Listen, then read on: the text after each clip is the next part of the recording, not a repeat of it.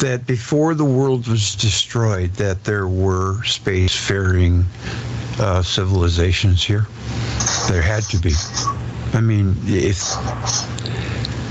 it's completely possible it just got wiped out. I don't know. See, I'm just saying, I'm 50-50 on it. Half of me wants to think that there was something going on.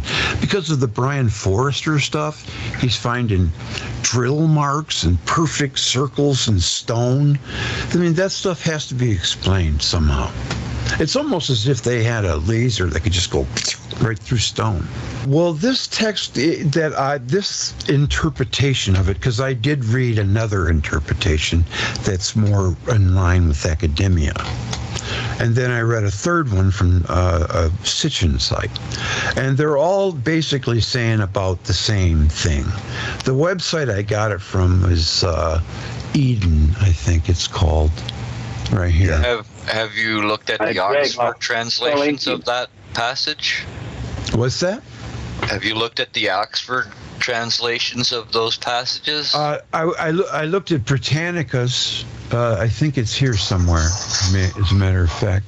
Oxford's been doing some pretty good work on these translations, and they're not quite what Sitchin envisioned. Do you want me to read the Britannica version? It's brief. No, that's okay. You want me to read it? No, that's okay. No? Let me just read a little bit of it. Let's see where it goes. Adapa, in Mesopotamian mythology, legendary sage and citizen of the Sumerian city of Eridu. Eridu? Eridu. Yeah. The ruins of which are in southern Iraq. Endowed with vast intelligence by Ea, Sumerian, Enki, the god of wisdom, Adapa became a hero of the Sumerian version of the myth of the fall of man. The myth relates that Adapa, in spite of his possession of all wisdom, was not given immortality. One day, while he was fishing, the south wind blew so violently that he was thrown into the sea. In this rage, he broke the wings of the south wind.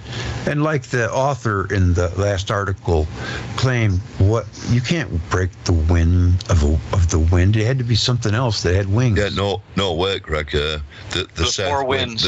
The south wind will be homogenized. It'll be represented as a person with wings, and so if you just envision him fighting with a guy with wings, he's busted his wing. You know what I mean?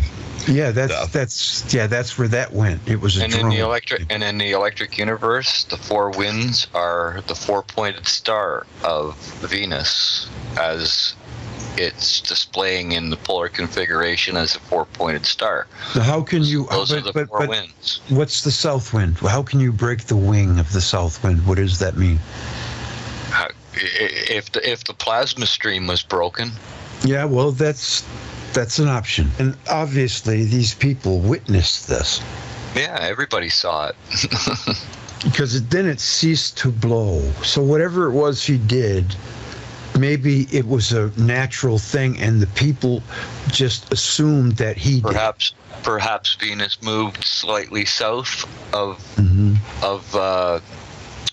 Saturn, and that portion of the wind disappeared because it was still there, but it was obscured by the planet itself. I'm not getting anything from the planets on this, to be honest. I can't equate that with Venus. That's good. It's good. It's healthy. That's what I'm looking for. Yeah. What are you getting, Adusa? Well, that's a good explanation. I mean, I just listened to it, and it's possible, but you keep going. Go on. I think, like I said, the south wind is personified, and he mentioned that he's got brandy in that what looks like an handbag. It's a bucket of brandy. Now, this is also the liquid that when he drinks it, he gets the godlike consciousness, I believe. Okay. So. He said it's a brandy, didn't he? Anyway, I think you've got to look at it in personified. These things are personified rather than rather than physics attributes. I would say so for now, anyway. Listening to it. Well, okay, I have this belief that the planets got named from former kings because they didn't just make the names up out of whole cloth. They had to get the names somewhere to name them, right? Well, before there were kings, there were planets, bro. Yeah, did the kings get named after the planets? They gave the planet had to come from somewhere. It didn't just go, let me see, let's just throw the dice and Jupiter. Okay. Now that there must have been a king or some kind of a great person that they attributed to the name Jupiter. And they go, that thing is great. We're going to name it Jupiter. You know what I'm saying? That's possible. But you're going back with this stuff 9,500 years. Well, I don't know how far back. If you read that fella's site, right, and you go through it a bit into what they're about, right, they're talking about, what happened on the lost Sumerian, these tablets which date back, they're saying 9,500. So they date back to the flood or before the flood. Well, these tablets, the stories in them, they're even older than the tablets themselves. Yes, that's right, Shockwave. Yes, that's what I mean. Is this dates back however long it could be, Well, you there's even some in there that he's got on dinosaurs, man living with dinosaurs. Yeah. Right? If you go through his whole site, there's some in there about living with dinosaurs. I put the link into the site where Greg's you got this from. I'll put that into I would like to find some kind of an equation that fits this in with Saturn theory because, there's I think Ted said, there is very possible that more than one planet could have been inhabited before Saturn come busting into the party.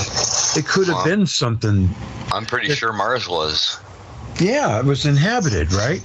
Yeah, and there are the tales of the fallen angels, and other cultures talk about beings falling from the skies. Most of them died on impact, but some of them survived. 200 males.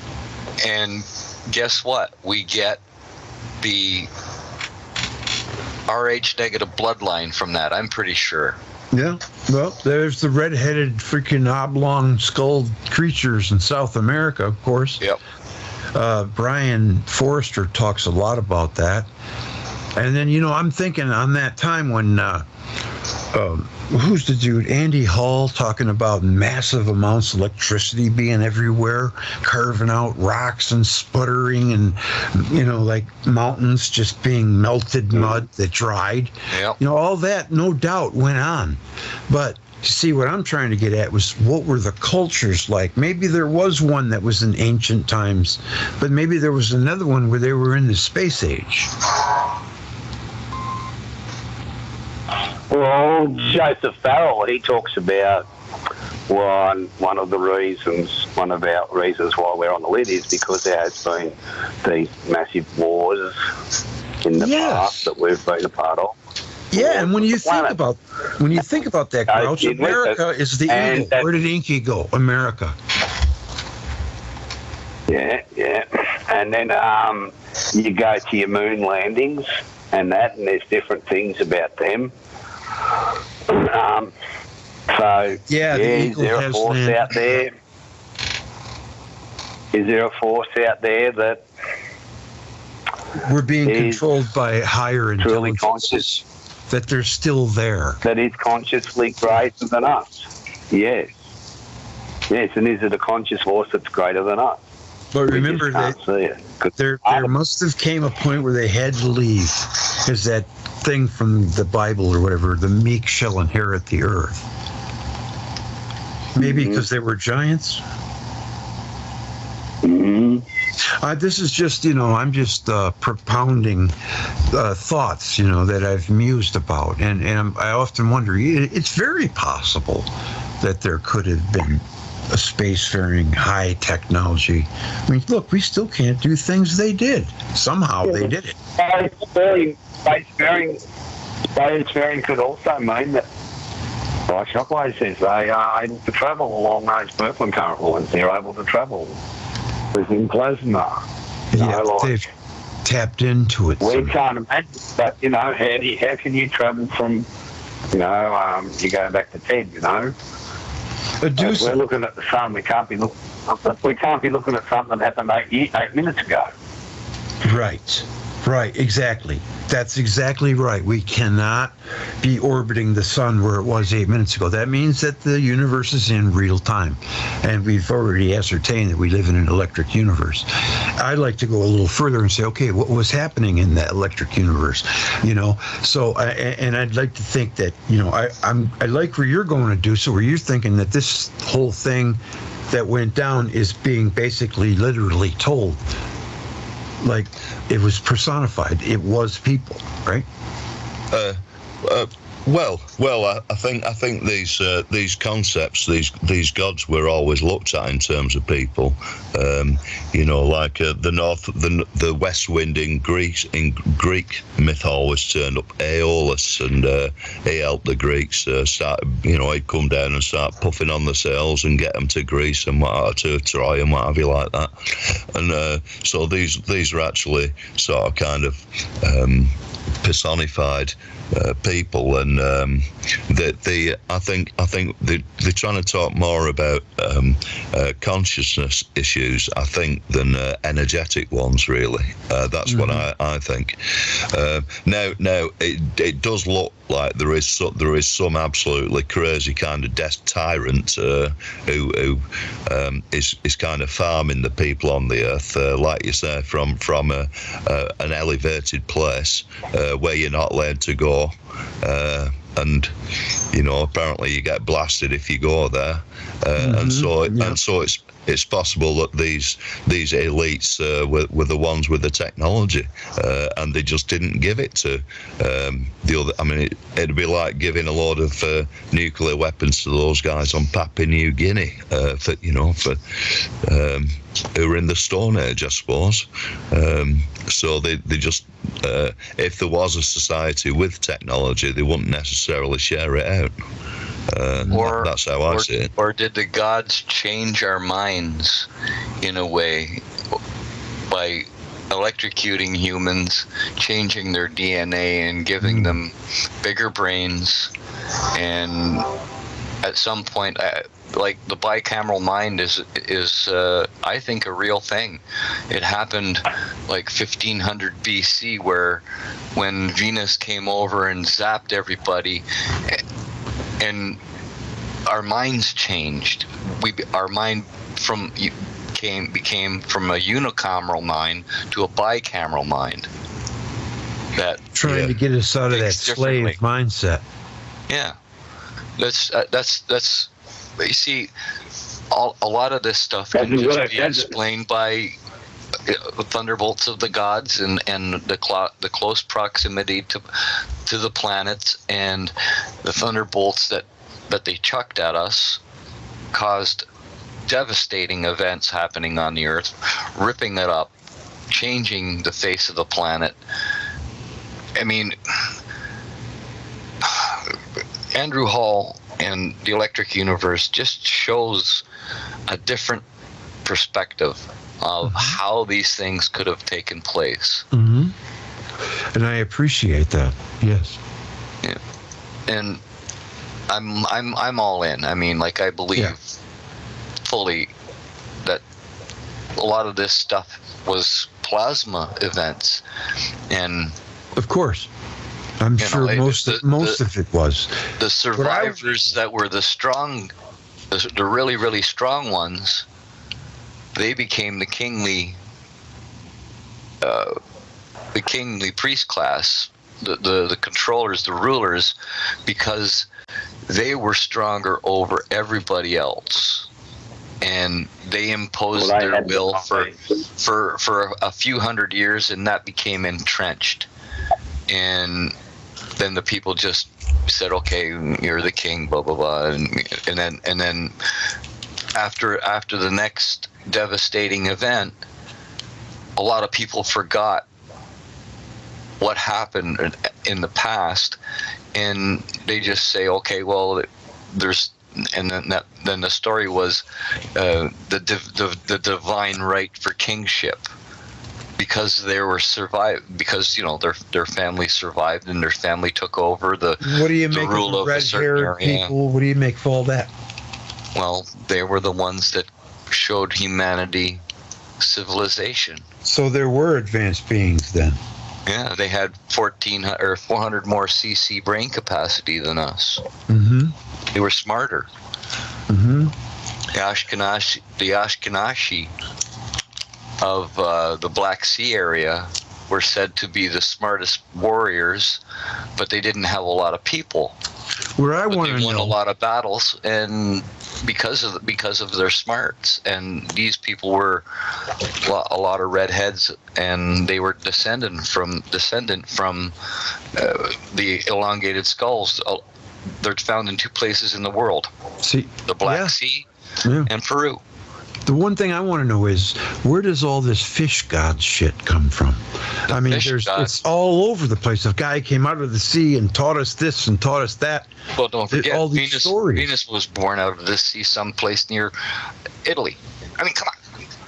This is No, this is I'm not talking fanciful. about. I'm talking about these people that are said to have come on and taught mankind how to act.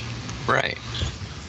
Who were they? certainly, Is they had a is the fish the same as the dragon or the snake? I think it the is. dragon was more likely a Electric plasma force. discharge. Electric Mhm. discharge. Or the They planet didn't Venus. They didn't teach us anything. It just made us smarter. Devastated us and made us fear. Made us smarter as well. Changed our DNA. These electrocutions that humanity went through changed our DNA. And changed us into what we are now. Sorry, go ahead. Combination of the electric forces, and using Environmental. what we now call today environmental psychedelic drugs, all what we know today as psychedelic drugs, a combination of all that.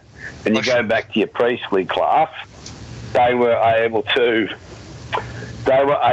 put together a picture for the people, and then naturally so that they developed the knowledge, the keepers of the knowledge, the philosophy. Well, don't forget these beings that fell And from so the people the gradually started following them, and then of course, well, now I've got my group, I've got to have my protectors. So that's how you get your sort of kingship, because they're there to protect the keepers of the knowledge, and then eventually it swaps around and the king becomes the important one, and they're out the back room, sort of out of the way. And you look at your south wind, well, that could be the south flank got defeated. It could be the what? Could be the what, Andy? You could be having some form of a battle, and you've now defeated the south flank, the south wing, right? So that's created a hole for 6 days. There was no south wind. Hey, how about that, Andy? You know, in a Trains. I get pictures of trains when I typed in Southwind. There you go. You like, that's right up Andy's alley. He drives They're trains. everywhere.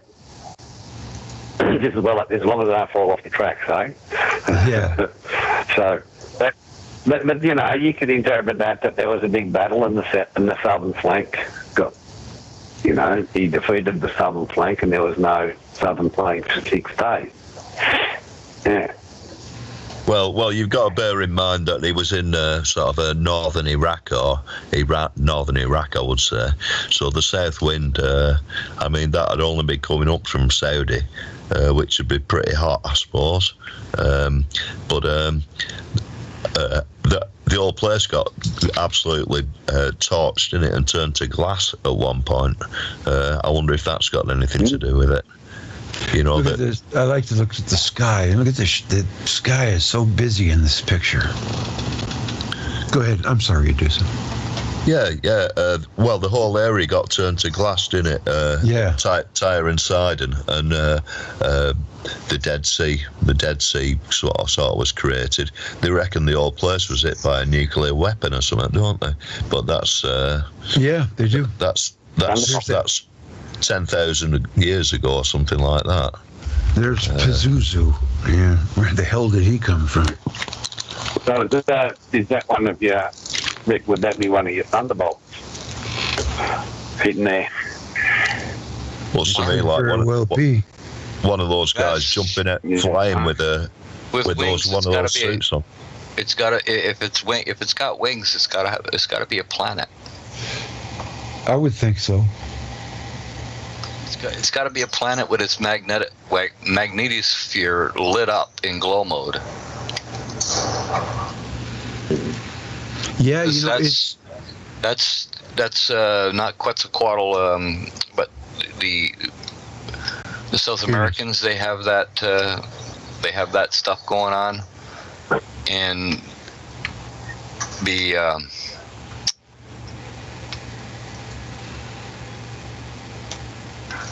yes. the South Americans and the Egyptians and The Mayans, Sumerians, they all have the winged disc, all of them. Yeah, I know. And you notice another thing? There's the Mesopotamians, and then there's the Mesoamericans. I wonder if that has any link. They're both Meso. Nah, it's just Or is that It's just a just, coincidence of wording? scholarly talk. It just means middle. Meso means middle. Okay. Yeah. Yeah, that was an interesting conversation on this, because this, I have to admit, I've always kind of shirked the whole Inky Enlil thing because it was Sitchin, and just automatically, just out of hand, dismissed it. But I mean, it isn't going to hurt to look into it. I mean, you never know what you might find. No, I think a lot of it got hijacked by the sort of this what's it new, the new 12th planet, what's it folks. called? What do they call it? They're making up a new religion and all this kind of thing. Yeah. You know, as what do they call it? Well, I just don't really put New Age. New Age religion, and I think You I don't put a lot into Sitchin. You're fundamentalists in that, you mean? Yeah, a lot of people started using it as a vehicle for the new age religion, what they're trying to bring on. You know, the Enki and the Enlil and all this shit, and it was widely used, I think, to bring in this global situation that we're getting into now. You know, as an idea set. Adapa sounds pretty close to Adama, don't you think? Who's Adama? Like Adam? Yep. The first human who had a color of red skin. Now, I don't think it was North American Indian. I think Adama was Squatter Man. Oh, really? You think? Because Because there's a story about Adam coming from the moon, too. That's pretty crazy. Well, the thing about Gilgamesh, you guys got to remember, you can't take a lot of this stuff at face value. You got to go and take the little tidbits out that you feel that would be correct, and a lot of this stuff is just story meant to allow humans to keep this in their mind easily, because if they were talking about this planet did this or that or the other thing, people would go, what? Yeah. Make it live, make it have life, and then that way something else can happen. You can have a history. You've got to bear in mind that Gilgamesh was the Can I just speak a sec? Yes. You've got to bear in mind that Gilgamesh was the first book ever written that we know of. It was the first written down story. You've got to bear that in mind.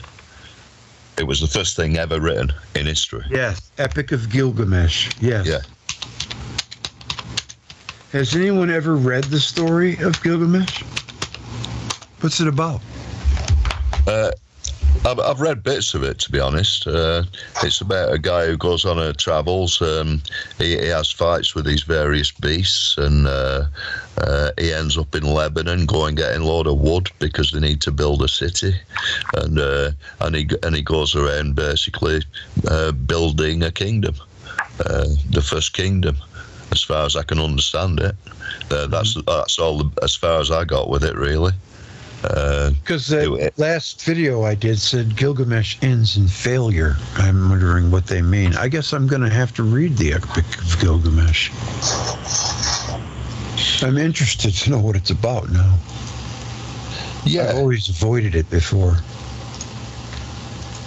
Yeah, It's basically a story about a guy who is too big for his britches. He gets a lot of power, and then he meets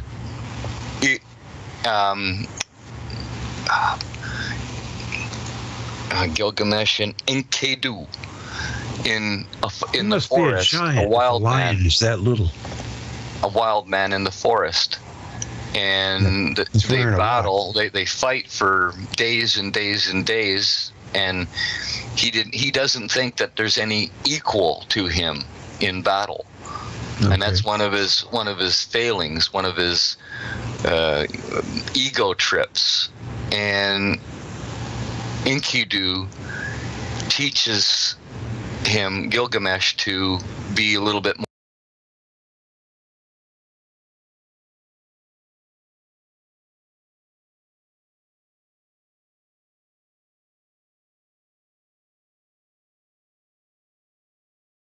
Okay, I'm going to come out and see you for a bit before we proceed to the next tape.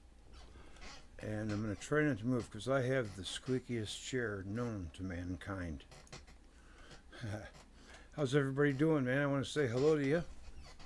I know you're not going to get this for a little while, but I want to make sure I'm coming in loud and clear. Looks like I could use just a little bit more volume. Hold on a second here. I got to put on the compressor. Oh, we have one. Okay, we'll just turn up the output gain a little bit. See what that does. Is that a little better? Yes, that looks better on the monitor. Okay. Let me see. Drop this. Window capture 1. Is that it? No? Where are you? Ah, there you are. Oh, it's not coming out. It's coming out dark. Wonder why. It's crazy. Okay, we got... excuse me.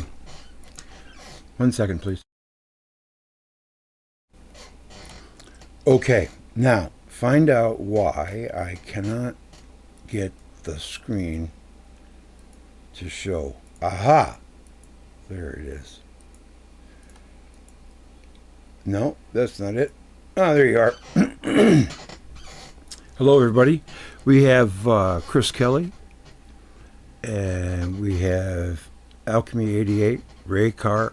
What is that message retracted? Oh, you decided not to say it? Okay. Red Draken. My man, what's up?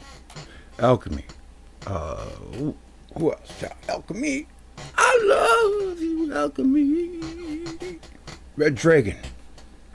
Sounds like a heavy metal band. Is it? Zinc Stir. I love you. I like zinc. I do. I take it, actually. But I hear that it's maybe not really good for you. I don't know. What is it? Death by zinc or COVID? Ray Carr. You're the man. It's good to see you guys. So, yeah, I played this video because now I'm interested to know what people think of it. Because like I said, I always avoided it like the plague before. But, you know, I'm not going to do that. I'm going to embrace it. I'm going to look at it. I'm going to go, okay, let's see. What is it about this that everybody's so freaked out over, you know? So I figured just take an honest look at it, and we had a little debate there. That was good. I think that's healthy. Hello, Greg. Hello. Hello. Did you guys notice my Welsh flag in the video? Yeah. I'm adopting the Welsh. I'm adopting Wales as my homeland. I don't know if it is or not, but I think it is. I have a feeling it is. You know, the ancestors back in the 1700s when they sailed over here. I don't really, I think my grandfather was half Cherokee. I really don't know what my nationality is, to be honest. I think it's English, but, you know, who knows? I could be Albanian for all I know. Zinc is good for you, yes, but did you ever know that when the Alzheimer's victims, when they're having an autopsy, their brain has an almost toxic overabundance of zinc? So it's something to think about. I heard that in that video called Invisible Rainbow. Now, some people think that guy's right on and golden, and other people, you know, say, oh, he's kind of overreacting. It's not as bad as he makes it out to be. But then again, how could you explain all the things that he brings up? How else could it be explained? Man's problems with diseases really didn't start until electricity became prominent. That's just the way it is. I don't know. But anyways, nobody has anything to comment on the Inky and Lil situation, Sumerian? I'm going to get on to part 2. It's a good conversation. It's interesting. Is Shockwave still here, or Grouch, or Medusa? I would have hoped you guys would be here. Well, I'm going to go into the good old chat room. I'll get a couple things set up, and I'll get right back to the movie in 2 shakes, okay? And then I'll be back again. Let me find something to entertain you in the meantime. I'll be right back.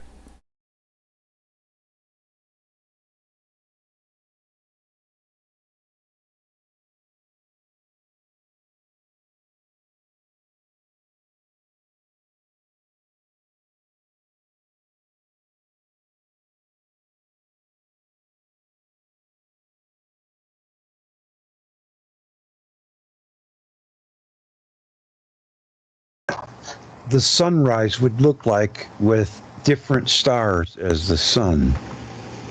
So let's open it. This is, it'll say what star it is in the lower left-hand corner. Yeah, I think I've seen this. Okay, this is the sun. Right. That is Barnard's star. It's a red dwarf. That is Gliese 581, M-type red dwarf. Tau Ceti, G-type, it's like the sun, almost like, just like it. A little smaller. Kepler 35, binary G-type, that's what the sun is. Main sequence stars. 2 suns in our sky. Alpha Centauri A, G-type main sequence star, just like the sun. Yeah. What is it? How do you pronounce that? Procyon? Procyon. F-type main sequence star. That's a big in there. Sirius, much brighter, huh? Yeah, it's the brightest star in the sky, Sirius. Yes, it is, yeah. Arcturus, A-type giant star. Wow. That's huge. We're boiling. Ah! Aldebaran, K-type giant star. Look at that shit. Earth would be a cinder. Yes, sir. And that's it. My submarine. That's where it'd be the safest place in a catastrophe. A submarine. I thought I'd just show you guys that. It's kind of fun. Try that one. Yeah. Now, where is our talk? You know, it's funny. I just had it, but I might have used the C. Conversation with Shockwave and Grouch right there. Here it is. I found There it. you go. Wow. I still don't know. Well, I hope it Boom, plays. Greg. Boom. I hope it plays. Getting tired, but You getting tired, buddy? Well, Oh, yeah, I'm getting tired. It's 12 o'clock now. What time are you? What time are you? Well, Hey, Matty, It's 12 p.m. you love the wonderful cheese and butter. Just hang on a minute. I'll answer the question. confirm the Halton Arp quasar theory. It's not a theory. It's pretty interesting. I think Yeah, I mean, think- it's I think it's going to have, it's going to, once again, it's going to surprise and shock the fuck out of these Do you remember this, Rick? retarded white coats that think they know it all. Yeah. This part here, that's just between Hang us. on, wait until he stops the record. Wait until Well, he no, stops he the record. he can edit it out and then delete. Yeah. No, I'm just playing. I'm listening. I'm not. $6. Well, it's Yes. just it'd be great if you could just go and charge up and just get energy, and off you go with plenty of energy. Yeah, that's it.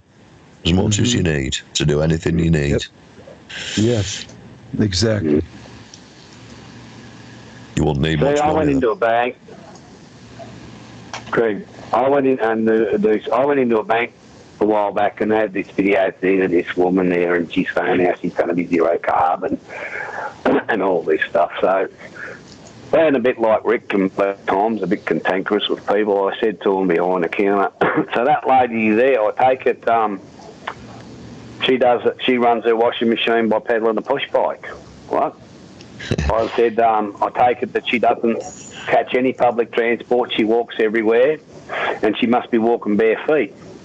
Why? I said, well, everything in this place here has created carbon in the atmosphere. And, we don't know, they kept trying to say, and then eventually they come around with, oh, no, we buy carbon credits. I said, oh, that's good. I said, so what you're doing is you're keeping someone poor in a country like in one of the African countries while you're paying their despot leader millions of dollars, and you're feeling good that you're growing trees somewhere that's reducing carbon, which isn't, because they're a store of carbon, and you all make out that you're doing very good for the environment. And they sort of got a bit huffy at me. I said, you need to do some real research and you'll find this is a big con. Yeah. All right? I said, so really this is just a big con, and you're all getting sucked in. If you do the research, you'll find it's very easy to find. I said, because you can't buy carbon off someone else if they're not using carbon, because they're zero already. Yeah. Well, more And importantly, that's really what the Western world's doing. Fun? we've in this country, we've got about 2 days' supply left of carbon dioxide, and if we run out of that, then there's no fresh meat in the butchers. There's a million things that need all refrigeration needs a load of CO2. There's the food industry. There's so many things that rely on carbon. I can't remember. There's a few other really shocking things what you need carbon for, but I can't remember what they are. CO2 for, I mean. And of course, they're desperately trying to produce it now, CO2, before we do run out of food. They want us to run out of food anyway. They want us a bit more scared than what we are. I mean, it seems that way, doesn't it? Yeah. They want us sick. They want us weak. They want us scared. How easy is it to control a population then? Yeah, that's it, and it's working very well with our lot anyway. I don't know what it's like in your countries, but I mean, most people are going for it like up, line and sinker. Yeah, absolutely shitting themselves, which I find really pathetic. But there we are. Yeah. Yeah. It's working for them. They know what they're doing, don't they? They know what they're doing. Yeah.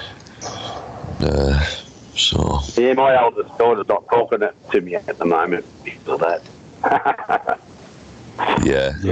It's it seems like they may be getting close to the end game for them, and what would that be? A war with China. Anyone care to speculate? Yeah, war with China. I think they want to kill a lot of us. I think they definitely want to kill a lot of us. Like the Georgia Guidestones say? Well, yeah. I mean, it's 500 million world population. well, that's what they want, and then the United Nations stated that in 1949 that they wanted 1 billion. So They have to have enough to make their billions off of. well, they've got robots to do it now apparently, so they won't really need all us lots scurrying around after them, will they? Built, as get all robots to do it. There'll be enough volunteers anyway. Slavery volunteers, I expect. I mean, humans are like they're predisposed to want to be slaves. That's why that whole sexual bondage and discipline is huge, man. There's billions are spent on that. I never understood it. No. I just never got it. But people are so into that. It's crazy. Maybe they mistake it for love. I don't know. Yeah, they have to. They must associate pain with love. How could anyone possibly do that? Unless they had a freaking horrible upbringing. Yeah, dysfunctional, But then it's like pain in sex as well. I find a really quite a strange concept. Yeah, exactly. Some people go for it, don't they? I don't know. Oh my God, yeah, they like to be beaten and spanked and oh man, just all kinds of crazy stuff. Yeah, it's and it just makes you wonder what happened to them. What happened to their minds? Yeah, what happened to their mind to make them like that? Yes. If every person should be able to come up with two parents that love them and treat them like they're special, because that's where they learn their love from. Yeah, agreed. Yeah, and again, now the state's taking control of that. I think the family bonds are. They are being smashed apart, really, aren't they? Oh, really? Yes. There's so many. Do you think there's 50% of families are broken homes today, or do you think it's higher? I think the divorce rate's massive, isn't it? I mean, what's the divorce rate for people who actually get married who actually do get married? It's the divorce. Yeah, it's massive, isn't it? I heard 50% for first marriages, 75% for second. I never heard thirds. But really, some people just get married just to get to be with someone because they can't handle the thought of being alone. Yeah, I don't know what's in people's. I mean, it's a fantastic thing if it happens and it works out, but it's. I think back in the day it was controlled in a community, and the system's been kind of eroded. Indeed, it has. Yeah. I mean, I think families basically chose a selection where you could, what sort of people you could go and marry and what have you. They'd set you up with the farmer next door, the next farm along the field or whatever, and off you went, and hopefully you had a great family and get to love each other, I suppose. And but now it's so love based, but of course teenage love is pretty. My son, the way they carry on, it's ridiculous, man. Well, they're on the phone like with that. each other 24/7. That's right. I had a different girlfriend every week, me, when I were a kid. So I wouldn't have gone down too well in the Middle Ages. I don't think I've been run out of town a few times. I think, but she's a puny little runt. I just don't want him with her. He can do better.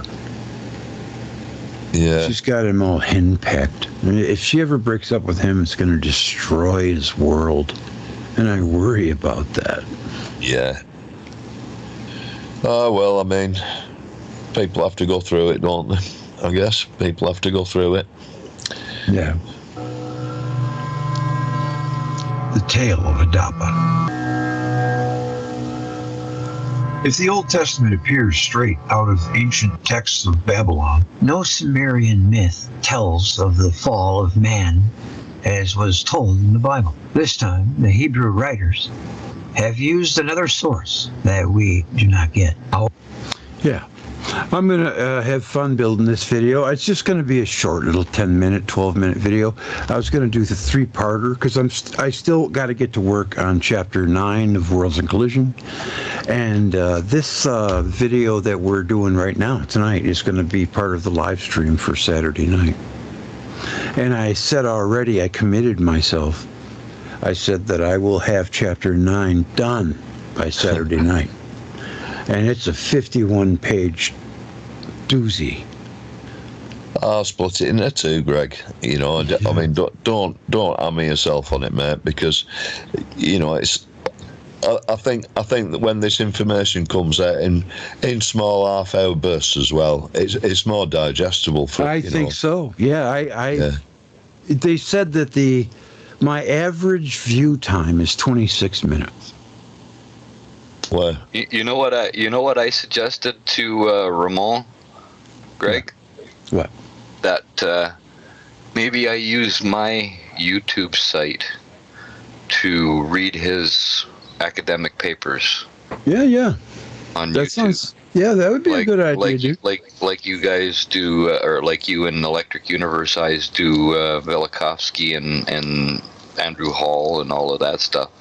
Oh, he's doing Velikovsky too? I think he's done a couple of Velikovsky videos. I haven't really been keeping in touch with that Pratt, so that's why he's been so quiet. I didn't know that. I know that he was doing Andy Hall, so no, I don't know. I don't know why he's been so quiet. I avoided Andy Hall for that reason. He hasn't done.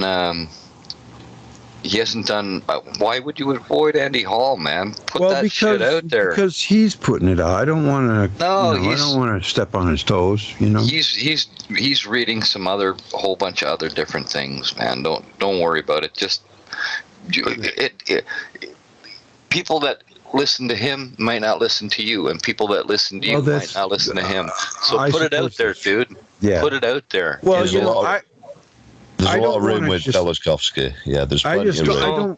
I don't want to be there's a no one stepping on toes, topic man.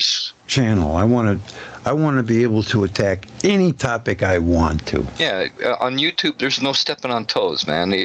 This information has people like me that don't want to go out and buy a book.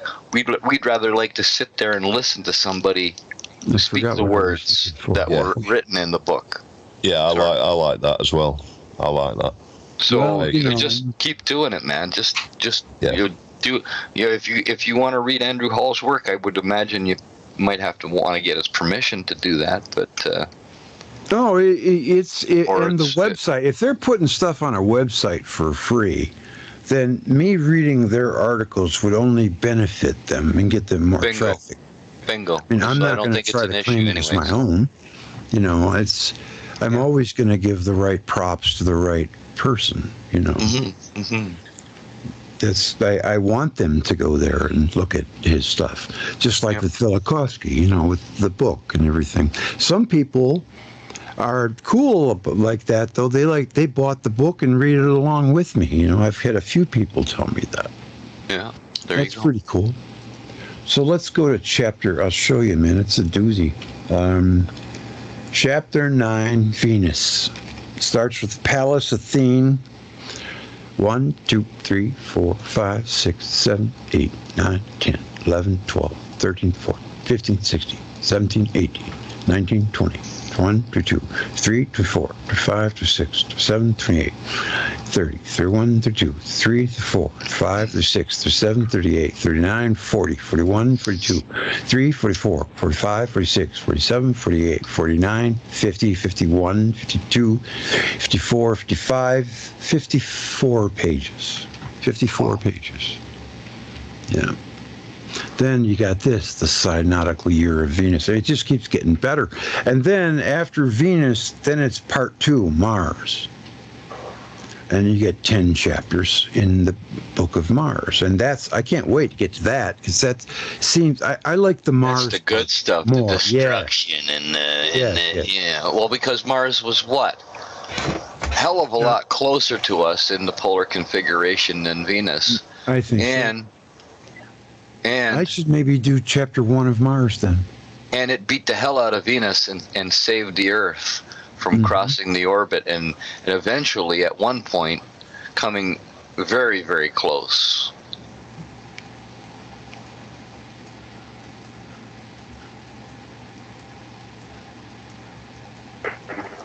Yeah, well, Greg, chapter 9, you could break that into 4, because you've got 4 sub-chapters in it, haven't you? Hold on. Yeah, 10 pages. 10 pages will take you 5 minutes, won't it?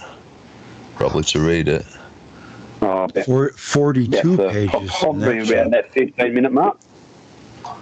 Yeah, but they've got sub-chapters. Well, I had... So you can break them into sub-chapters. When I did chapter... And that would be a lot easier. I think so, yeah. When I did chapter 4, was it? 4, it was an hour-long show. And here's how many pages are in. 1, 2, 3, 4, 5, 6, 7, 8, 9, 10, 11, 12, 13, 14, 15, 16, 17, 18, 19, 20, 21, 22, 23, 24, 25, 26, 27, 28. 28 pages, and it took an hour. I'm pretty sure. Chapter 4. Let's take a look. And I just think... Do 10 at a time, Greg. We go through this... I just think if we go through these short videos you've done that last one and that, and you were to get them around that 15-minute mark and catalogue it into one, so chapter 1, chapter 9, part 1, part 2, part 3, part 4, as the example, that would give, or I just think you would get... Yeah, 39 minutes. You to do it. 39 minutes. And it was how many pages? 24? Yes. So I would say that 54 pages are probably going to be over an hour, so I will put it in 2 parts, yes. But you know what I'm thinking? Maybe I should just go and do chapter 1 on Mars, and we'll come back to Venus. Because I'm chomping at the bit to get to Mars, and I have been the whole time. Let's do it. Let's get to it. You can help me, Brosh. Break it down into its sub-chapters. Yeah, and break it down into its sub-chapters.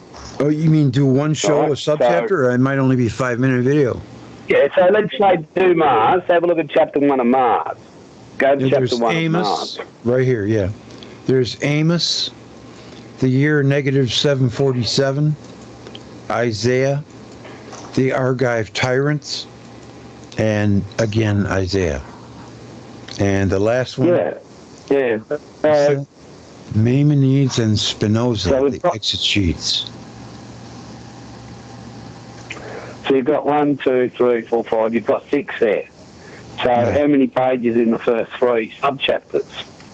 Put that in one. Because it's so much easier. It's so much easier when they're only around 15 minutes long to produce them. If you get what I mean, Greg. It's 6 so much easier to produce. It doesn't weigh down. What's that? Each chapter. Oh, absolutely. Yes, they're easy to produce, right? 6 pages in the first sub-chapter. You can always do a full video and then break it up into 4 parts. Yes, and I thought about that. That's a good idea. Actually, that is a good idea. And then make 15 or 20 minute videos out of an hour reading, or a half an hour, or an hour and a half reading. Yes. Bit of music in between. So that's where Greg. All things rose naked from chaos. Now, I'm sure they're talking. Dualism. It does, huh? Well, tell me, do you know why they use the snake on the Caduceus? The Caduceus, no, I have no idea.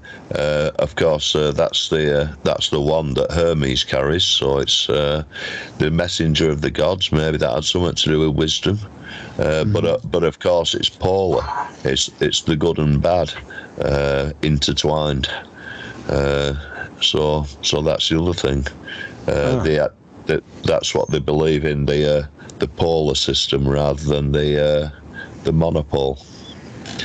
Or the one God. They believe in a kind of a polar thing, you know. That's the snake dualism. Yeah, you know, I heard something, it might not have anything to do with it, but you know how the barber's pole is like red and white and it spins and stuff, you know? Yeah. You know, the signature of a barber. Did you know that back in the old times, they used to bleed people there? And that's why they would show that. Right.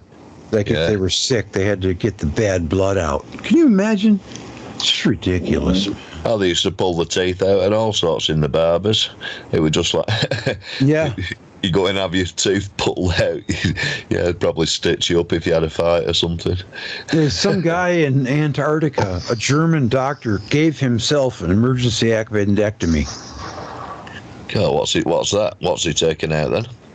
His appendix? Yeah. Bloody hell. In the early 1900s, if people were going to be sentenced to Antarctica or, you know, told to go there to work, they had to have their appendix removed and all of their teeth pulled. No emergencies. They were weeks from any kind of doctor or anything like that.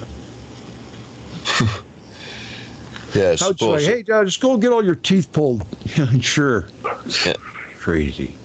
Yeah, pull your teeth out so they don't all fall out through scurvy. Mm-hmm. Yeah, you got to have vitamin C. They had a rough time, those lads in the Arctic, those Northwest Passage boys. I wanted to be on one of those boats. Listen to this. You're going to like this, Sedusa. Now, me and Grouch ascertained that this is your enemy. That's what that's supposed to be. In the beginning, your enemy, the goddess of all things, rose naked from chaos. Now, I'm sure they're talking about Venus. Just tell me what you think. There was a problem. But found nothing substantial for her to rest upon, and therefore divided the sea from the sky. Dancing lonely upon its waves, she danced toward the south, and the wind set in motion behind her seemed something new and apart, with which to begin a work of creation. Wheeling about, she caught hold of this north wind, rubbed it between her hands, and behold, the great serpent, Ophion. Your enemy danced to warm herself, wildly and more wildly, until Ophion, grown lustful, coiled about those divine limbs and was moved to couple with her. Now, the wind, who is also called the Boreas, fertilizes, which is why mares often churn their hindquarters to the wind and breed foals without the aid of a stallion. So your enemy was likewise got with child. Next, she assumed the form of a dove, brooding on the waves, and due process of time laid the universal egg. At her bidding, Ophion coiled 7 times around this egg until it hatched and split in 2. You know, the things that Ramon talks about? Out of tumbled all things that exist. Things, Saturn, their children. breaking up. Yes, Super Saturn. Yeah, it absolutely could be. Sun, moon, planets, stars, the earth, with its mountains and rivers and trees, herbs and living creatures. Your enemy Ophion made their home upon Mount Olympus, where he vexed her by claiming to be the author of the universe. Forthwith she bruised his head with her heel, kicked out his teeth, and banished him to the dark caves below earth. I just thought you might enjoy that. I thought it was a pretty good story. That's brilliant. I mean, Next, sorry. Explaining. No, I was going to finish the last little. Yeah, go on, Greg. It's great. Next, the goddess created the 7 planetary powers, setting a Titanus and a Titan over each. Thea and Hypharon for the sun, Phoebe and Atlas for the moon, Dion and Creus for the planet Mars, Metis and Conius for the planet Mercury, Themis and Eurymedon for the planet Jupiter, Tethys and Oceanus for Venus, Rhea and Kronos for the planet Saturn, but the first man was Pelescus, ancestor of the Pelestian, sprang from the soil of Arcadia, followed by certain others whom he taught to make huts and feed upon acorns and sew pigskin tunics such as poor folk still wear in Eurobia and Fiscus. What do you think of that? That's brilliant. Eurobia and Phocis. It It's the reminds, Pelestian creation myth. yeah, it reminds me very closely all that early stuff with that Eurynome and the snake. It's just like the Gnostic myth of Sophia and Yaldabaoth. It's just very, very similar to that. Is it really? Yeah, especially that first bit. It's just totally it. The creation myth of the That earth. is a planet? What's that? Take your enemy as a planet? I'm thinking Venus. No, that wasn't the name in the Gnostic myth. That was Sophia in the Gnostic myth, but it's also obviously in the one of the first Greek, the Orphic myths of the Greeks. It's the same. It's a complete. Well, mirror. that is the Pelestian creation myth, and the Pelestians were pre-Greek, pre-Hellenist. Right, and it's also Gnostic. That is also Gnostic creation myth. That Yeah. really is brilliant. Yeah, the Gnostic creation myth. That's what I forgot to write. And that is closely related to plasma physics because the Sophia being an aeon is an energy serpent. And you're going to find that is similar. Not the same names, but the same kind of things going on. Exactly the same. As the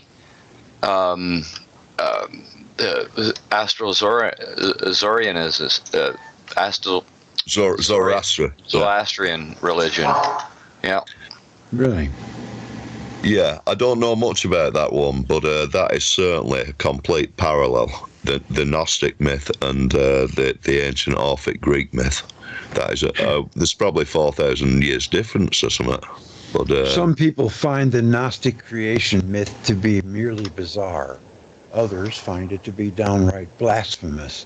Others find it to be exhilarating and inspiring. We're going to have to read some of that. Yeah. Yeah, it's brilliant. It is. I thought brilliant. that you would like that about the Pelestian. This guy Robert Graves has a 6-hour tape or a 6-hour video on YouTube. Where is it? Where did it go? No, that's not it. It's well worth And watching. anyways, I was going to play about 15 minutes of it for the people Saturday night. Yeah, For the great folks stuff. that are watching. Great stuff. I'm going to Yeah. still read this too. Robert Graves is a very interesting chap, though. I've read some of his work, The White Goddess, and he deals He's with. different, isn't he? He's different. He's an absolute. He read all the classics, every bit of it. He's an absolute genius. And then he went off to fight in First World War. He was a poet, war poet, and then he wrote The White Goddess, which basically explains a lot of a lot of things about Druidism. Oh, yeah? Yeah, fantastic. So the Druidism comes right out of Rome, doesn't it? It comes right from the fall of Rome, or was it before? Druid was up north. It was not a a Roman religion. It was north and The French, east. the French and Yeah, the British Isles. The French and the Ireland. Brits, yeah, basically. And it was Germanic as well, I think. Yes, it was. It stretched into Germany and parts of Holland, and it was. They were the Sherman, basically. Yeah, it was one of the early religions or cults or whatever the heck you want to call it. Yeah, they were Sherman. But it was a lot of it was nature based. It was things attributed to nature. Absolutely. And Absolutely. Not really involving the stars or anything like that. Well, you'd be surprised. You would be surprised because all the stone circles were set up as observatories. Then they were used not only to survey the land, but to measure the Earth, the dimensions of the Earth. It's north wind. And they knew that. Right. Yeah, brilliant. Yeah, so I recorded a little bit of this, and I was going to make it part of the live stream Saturday night. And I want to do a chapter of Velikovsky, have this recording to play. You know, it's a marathon, so I got to have material. You know. Yeah, brilliant. Another 50 minutes we can add. That's good. That's 2 Graves hours. is fantastic. Yeah, Graves is brilliant writer, though. Absolutely. He's packed full of information, that boy. Packed full. Yeah, that was what I read to you. That was this right here. Right. 46. Anyway, he's a lot Chapter better than 1. me, but it's good. The Pelasgian creation myth. In the beginning, Eurynome, the goddess of all things, rose naked from chaos, but found nothing substantial for her feet to rest upon, and therefore divided the sea from the sky, dancing lonely upon its waves. She danced towards the south, and the wind set in motion behind her seemed something new and apart with which to begin a work of creation. Wheeling about, she caught hold of this north wind, That's interesting. rubbed it between her hands, and, behold, the great serpent Ophion. Eurynome Fine. danced to warm herself, wildly and more wildly, until Ophion, grown lustful, coiled about those divine limbs, and was moved to couple with her. Now the north wind, who is also called Boreas, fertilizes, which is why mares often turn their hindquarters to the wind and breed foals without aid of a stallion. So Eurynome was likewise got with child. B. Next she assumed the form of a dove, brooding on the waves, and, in due process of time, laid the universal egg. There it is. Yeah. At her bidding, Ophion coiled 7 times about this egg, until it hatched and split in 2. Out tumbled all things that Celeria, exist, her Benaria, children. Ramones, Sun, moon, Cosmic planets, Egg. stars, the earth with its mountains and rivers, its trees, Egyptians, herbs, and cosmic living egg. creatures. Whose? 3. Egyptian. Eurynome They have a Ophion cosmic made- egg myth. Who does? The Egyptians. Oh yeah, they do. Yeah, that's right. And the snake around the egg as well. The snakes like to eat eggs. The Pelasgian creation myth. It had a snake coiling around an egg. Interesting. I just find this stuff. It's all really so just interesting, man. It is. And It then is. to top it off with, there might have been high technology involved. And what did the Aborigines call the plasma? Yeah, the dream time you're talking about? Yeah, they called them snakes. I didn't know. Snakes carved out the rivers in Australia, apparently. Yeah, electric thunderbolts look like snakes, don't they? Mm-hmm. Yeah. Oh, I'm sure it had a lot to do with it. And like I was saying, I have no doubt in my mind the universe is electric, and I know you feel the same way, all of you do. And that's fine, but there still had to be things that happened in this electric universe, and that's where I'm kind of like going, well, do we have that high technology? What is with the red-haired, goofy-looking headed things in Peru? What's that Forrester talks about, and then linking up with remote viewing, and it's just so, there's so much. It's just so much. Yeah, there is. I mean, there's so much to go at, but it's that's the great thing about it. That's what we love. Yeah, But, people, advanced thinkers, I would think it would be preposterous that we were the only living creatures in the universe. Yeah. I mean, that it is. I think that is. It's That's what you're talking about. absurd. Yeah. Yes. There've got to be other things. However, they not might be in the form that we would understand as life. They might be on a completely different scale, or different time scale. We only know our energetic scale. Yeah, life as we know it. Yeah. Intrigues the hell out of me. Well, not only that, it's not a time scale. It's a observation scale. We can only observe the universe in a certain way. Yeah, human way. Because of our size. You know what's interesting is in that Tale of Adapa, they're talking about breaking the wing of the south wind, and in the Palestinian creation myth, they talk about the north wind. Yeah. In a completely different Borealis. way. Yeah. Borealis. The Borealis. Borealis. Australis is the south wind. Yes. Australis, yes. So you know that. Yeah, that's like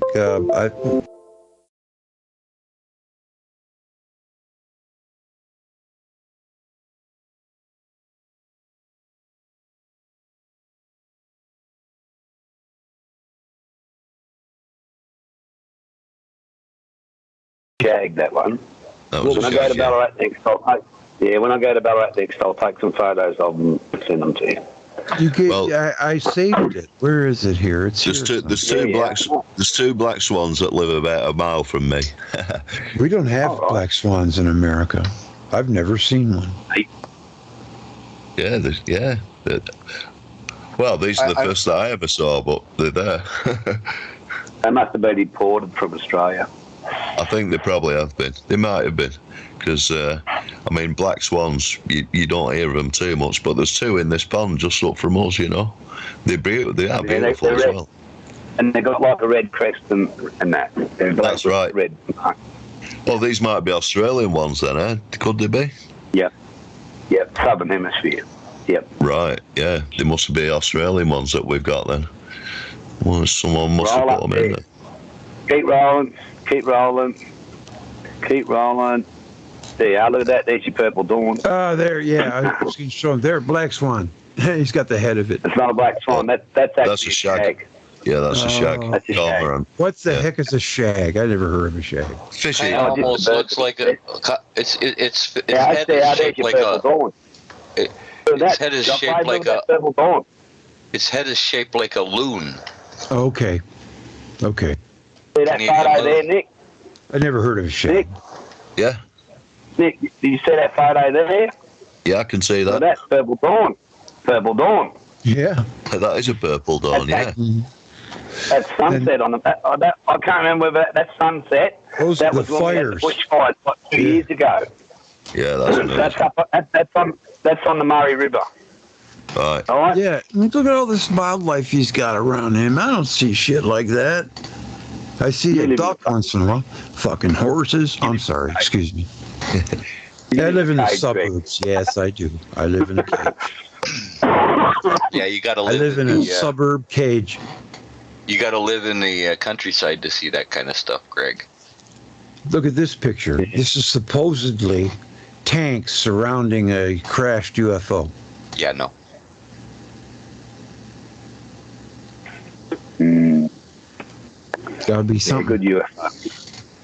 It's got to be something. Right. I don't know what it is, but it's got to be something. Yeah. Yellow submarine. We all live in a yellow submarine. The Wicker Man. Yellow submarine. Remember that? Yellow submarine. Yeah. Well, are we running out of gas, folks? That's what's his name's what's her name? Ted. Ted Yes. did it. Yes. And we had to talk. What's her name? She got the eyebrows go right around her eyes. No, yeah. The eyebrows go right around her. What's her Betty name? Boop. Betty Boop. Betty Boop. Betty Boop. Oh yeah. Yeah. Yeah, it is strange that Betty Boop has eyelashes all the way around her eyes. Don Scott brought that that. photo you put up there, though, Not Greg. really. That photo you Humans- put up there. Humans have eyelashes all around their eyes. No, but on the sides That photo- too. In a cartoon, usually they don't do Well, that. her eyes aren't shaped like a regular human's That eyes. photo Just you they're round. not. So Yeah, just they're go really boom, boom, round. boom, boom, all the way around. Why not? Yeah, I don't know. Greg, that photo you had there just a couple of minutes ago of Betty Boop. Can you go back to it?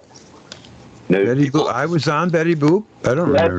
You had a photo there, and it was a photo, a dot, and then it was Betty Boop, and if you could People find read it, too much into that. That's a coincidence Hang on a minute. that Betty Boop was designed like that. Nobody looked at the Probably. Australian Right, stuff right. and decided I thought to make that- a character that looked like that. I'm telling I you. think so He was too. thinking it was a brown dwarf star. No, two sunspots, two I don't giant know. holes. It's a photo, coincidence. the photo just that happened Greg to had work out. there, photo that Greg had there a couple of minutes ago Yeah. was an Aboriginal drawing that looked yeah, like right. there it is. 5. No, the next one beside it. Lightning Brothers. There you are. That There's is Betty so Boop. small. You bring that up, and that's an Aboriginal. That's an Aboriginal drawing. That's how they do it. It's all dotted. That's Yeah. my cat, Shadow. That's my little kitty. Yeah. See the red in her, the red tent. That's my worthless shitter and eater. That's all she. I'd rather have this guy. Hey, Pygmy Bush Baby. I'm going to have him talk saying, let's listen to the Pygmy Bush Baby. And then play one of my band songs. Did you ever hear any of the cover tunes that I played a couple times there, Dusa?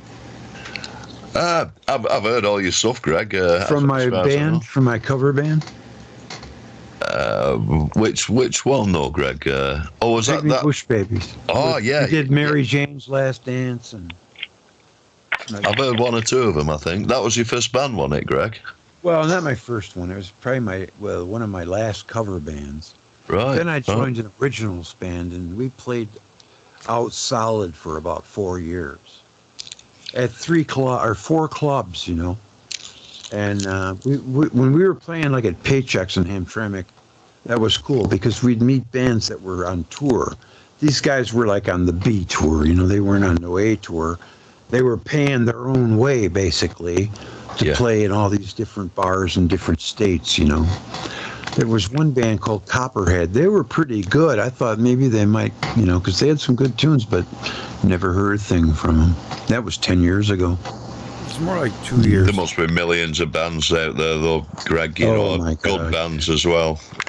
Of all the artists that didn't make it, just you know, it's the line is endless. But you know, one thing American Idol of all things taught me is there really isn't a lot of talent out there. There are people who doesn't even know they can sing, they can't sing in key. They think they're good and they're terrible. I mean, if you get someone who's really gifted in it with a voice, they can go a long way. I think so too. And if they got the looks and everything that goes with it.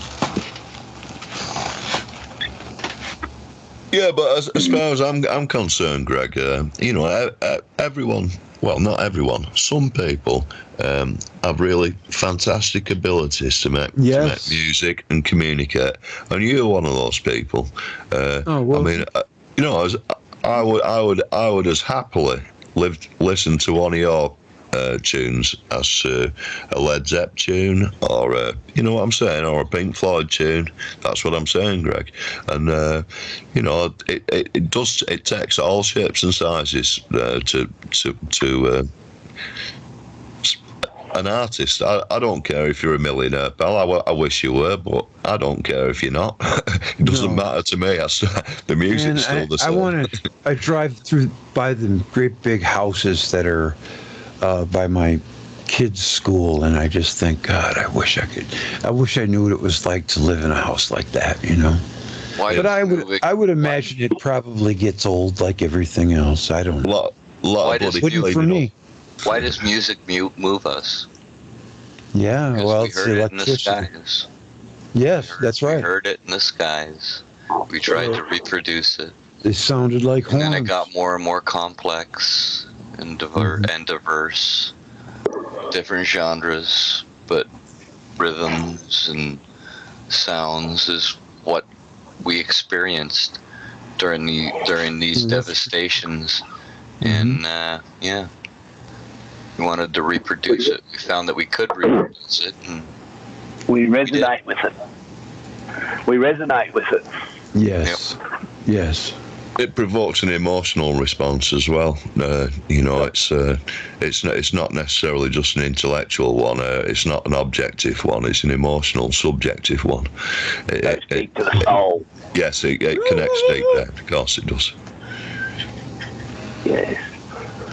That freaking shape, that Gibson SG shape. It's like a beautiful woman to me. It's like a pair of wings on the back of one of those old gods' effigies, isn't it? It's like just the shape of the wing. Actually, her lashes don't go all the way around. They stop. No, they don't. That's right. In the middle. Well, she's got a nose. The nose is in the way. I've never seen cartoon figure with such pronounced lower eyelashes, though. No.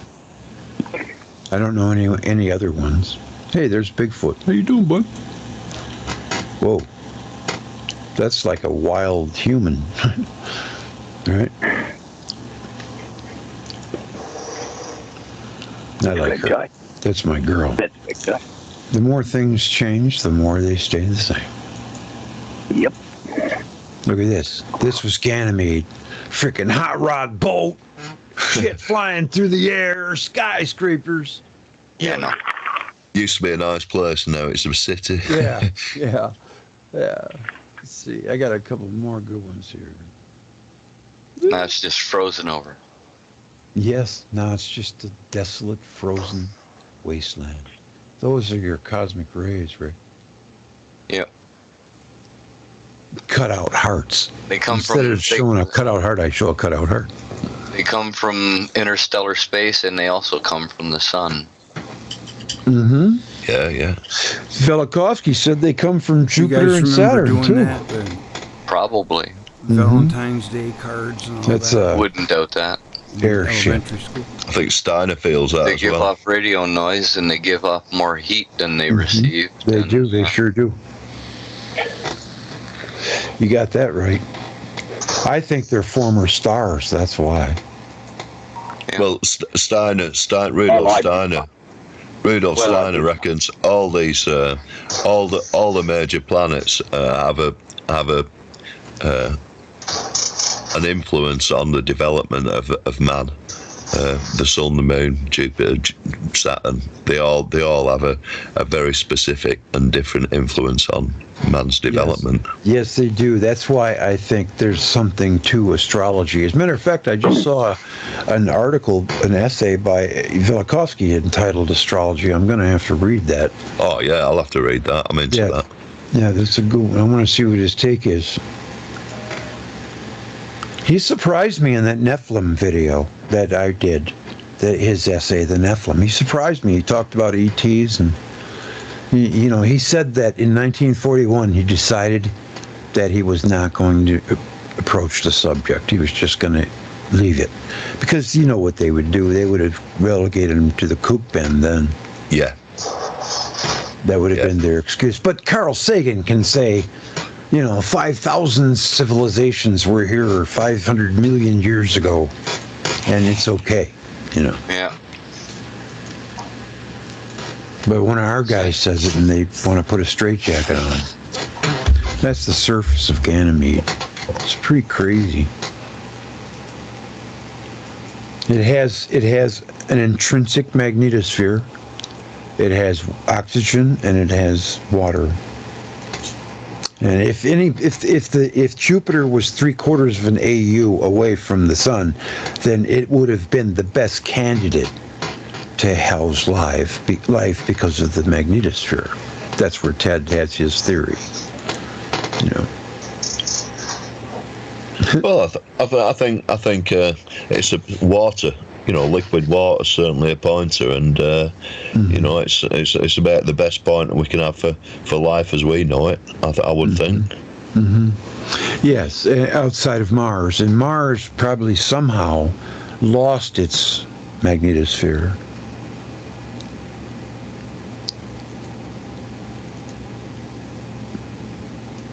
Yeah, I wonder how that could be shocked away, though. I mean, can it just be? Could a Venus just smash that off? I mean, how can it stop the magnetosphere working? Well, you know, have you ever heard Saturn hypothesis with Wayne Byrne? He has quite a few points where I disagree with him, but he has a few points that are very intriguing. Like he says that Venus was outside of the asteroid belt and it couldn't stay there because it lacked the surface charge to repel. Yes. So it came in and it went north, which would have been the shortest. You know how electricity takes the shortest path, and so it went north. And as it cruised by the northern hemisphere of Mars, it depleted it of its atmosphere and just wreaked havoc. I think the northern hemisphere of Mars is like 6 miles lower than was he familiar with the polar configuration? Because that's how Mars lost its atmosphere and 6.5 kilometers of its northern hemisphere. Yes, he did go there. Yeah, he subscribes to that. It's a video that I suggest watching because it's when he talks. Yeah, go ahead. I really enjoy watching it, that Greg, because he also predicts the rotation of when there's a couple of moons that rotate counterclockwise, and he predicts that with his model, doesn't he? Yeah, he does. Yeah, it's brilliant. Yeah, Wayne Byrne. That was talked about in Gulliver's Travels. The author correctly named both moons and correctly gave their orbit times. Jonathan Swift. Yeah, had to know that somehow. That had to be ancient knowledge. Well, he wrote that in about 1750, something like that, Jonathan Swift. Something like that. Yeah. Life on Ganymede. Cat people. Isn't that interesting? Did you see the 65-foot tall statue of a cat on Mars? A cat man? Just happens to be a cat, you know, or something, maybe a weasel. I use special effects to try to bring it out more. To see, that's when I realized he must be given the peace sign, or we're number one, or something. You know, you can almost see his whiskers. Like a feline. Yeah. John Travolta. He's dancing like John Travolta. Is it called Paradolius? Saturday Night Fever. What's it called? What's the scientific term for seeing things that are familiar to your brain? Oh yeah. Pareidolia. Pareidolia. Well, I don't know. I don't know how the wind could form something that looks like that. It even has a cutout little cavern. Maybe it's not the wind. Maybe it's an electrical and his event. Feet and boots. That's just amazing to me. I'm like, okay, what can that freaking be? It looks like he's wearing some kind of a fancy frickin' vest. Or sorry, I don't mean to swear. Well, he's got those padded shoulders too. Yes. Come on. Yeah, I know. It's ridiculous, isn't it? But yet it's there. And what's this? This looks like maybe Elvis. I don't know, but it looks like a. Yeah, I was gonna say there's a face there too. Yeah. I mean, we see what we want to see. I guess. But if we didn't know what a cat was, we would call it a monkey or something. Yeah. A creature. Yeah. Something that looked familiar or something that looked similar to it. Yeah. Like, now, what's this all about? How many cats do you know that stand on their hind stacking legs? Stones? Huh? I said, how many cats do you know that stand on their hind legs? None. Mm-hmm. I'm not familiar with any, but are there any in the universe? Not that I know of. Who might have said? And what's this? This is in England now. So what's this all about? No, I don't know where that is, pal. Oh, okay. I thought that was like That's in Australia. Edinburgh. That's in Australia.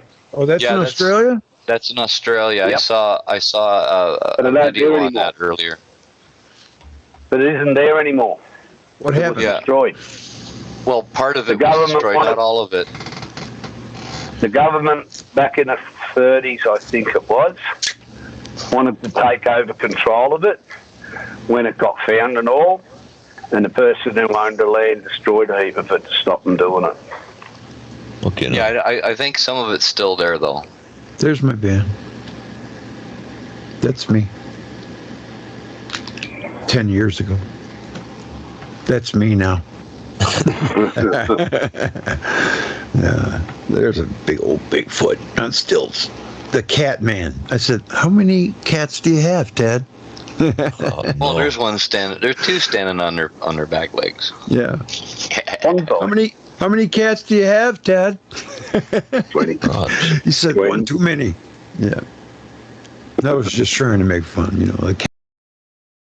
Are you the cat lady, Ted? Yeah, exactly. He's pretty lonely, He's got to have them cats. That's cool, though. We'll have to get your cat. We'll have to get you another cat lady starter kit. A box of kittens. I see it as him having a big heart and wanting to take care of strays. They're hungry. Once you feed a cat, that's it. That sucker ain't leaving. He's coming back. He'll leave, but he'll come back. Yeah. Yep. I used to have a cool Tom. I named him Tomcat, real original. I know. But he was a tomcat. He'd go out and be gone for days and then come jumping in my bedroom window on the second story. He'd come up on the roof and just jump right in my window. I'd leave the screen out. Yeah. And he ended up How many cats you got, Nick? How many cats you got, Nick? No, I've got a dog. I got a dog. I got two cats, 2 dogs. Jake cured me ever wanting a dog again, man. They're just... they're good. They're creatures. He was 110 pounds. Man. Yeah, you get a big one. Man, he'd puke and it'd be like a gallon of puke to clean up. Shit all over the place.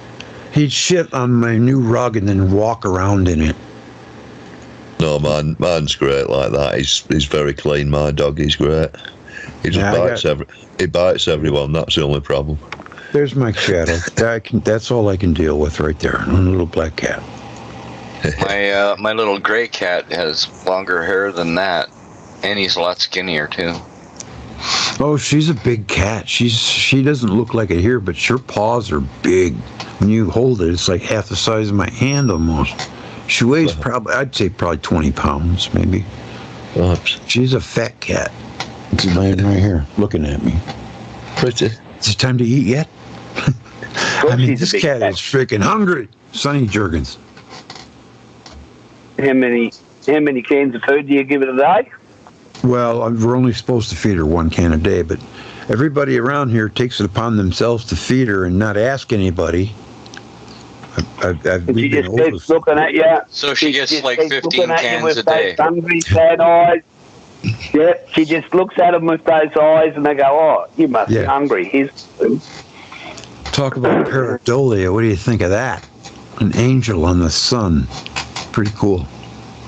See the hair and the eyes? Oh, yeah. So I'm a bit of a devilish sort of angel. Pretty cool. She looks like she's kind of buck-toothed or smiling. Something like that. And that's what I looked like this morning when I woke up. There's the inn, the Star Wars inn. Man, human beings are the only creatures in the universe that aren't butt ugly. There's barrier discharge. That's talked about by Andy Hall. Boiled mud. And this was probably going on at some point where it was just thunderbolts all over the place. for as far as you could see. There's They a were bit of boiled mud. blue jets. There's a bit of boiled mud around at the moment off of Spain too. Well, it's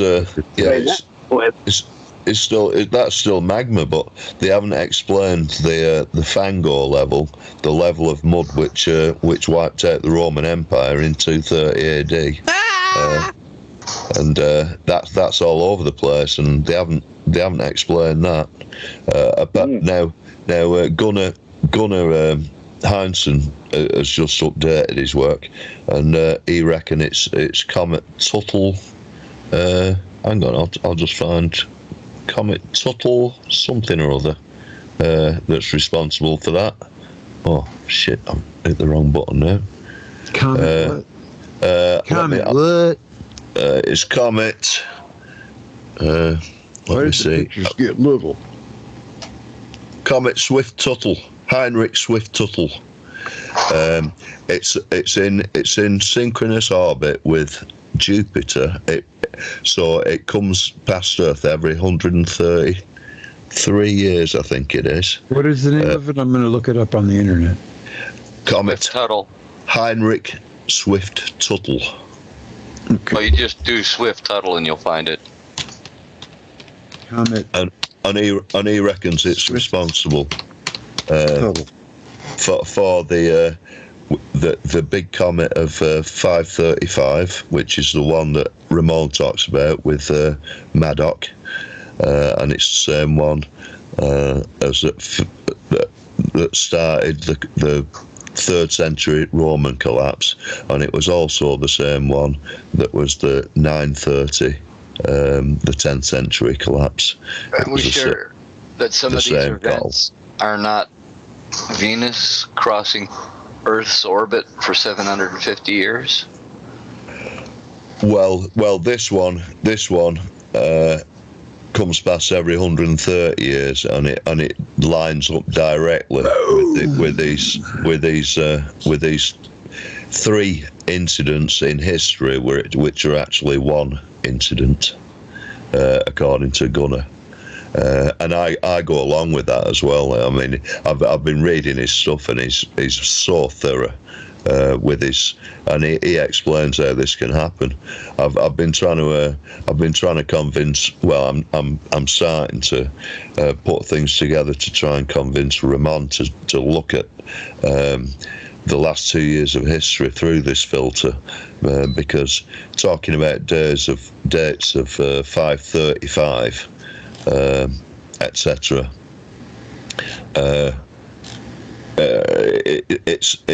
It's only meaningful in. It's not meaningful in stratification or archaeology. There is no archaeological record of the 3 events. There's archaeological record of 1 event, and a previous event of 50,000 years ago. A building, and all the other events have been sort of erosional. So according to his work anyway, and I'm going along with that at the moment as far as history goes. It's fairly close as well to Fomenko, and of course he uses a numerical analysis to prove the point. I find it very compelling myself. And I hope that people start looking at these dates and translate it into. You can translate it into the real date, really, and it's a much closer event than history would have us think. Be much closer. Earth would repel it with a thunderbolt. Yep. It wouldn't impact. If it's coming from deeper space, it's positively charged. It would probably still be negatively charged. That would be how it would. Yeah, the negative comets, aren't they? They're highly positively.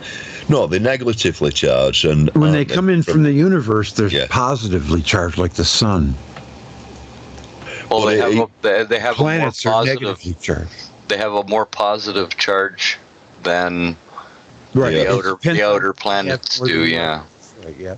Because we think that Saturn was pulled in close to the sun because we had 270-day a year.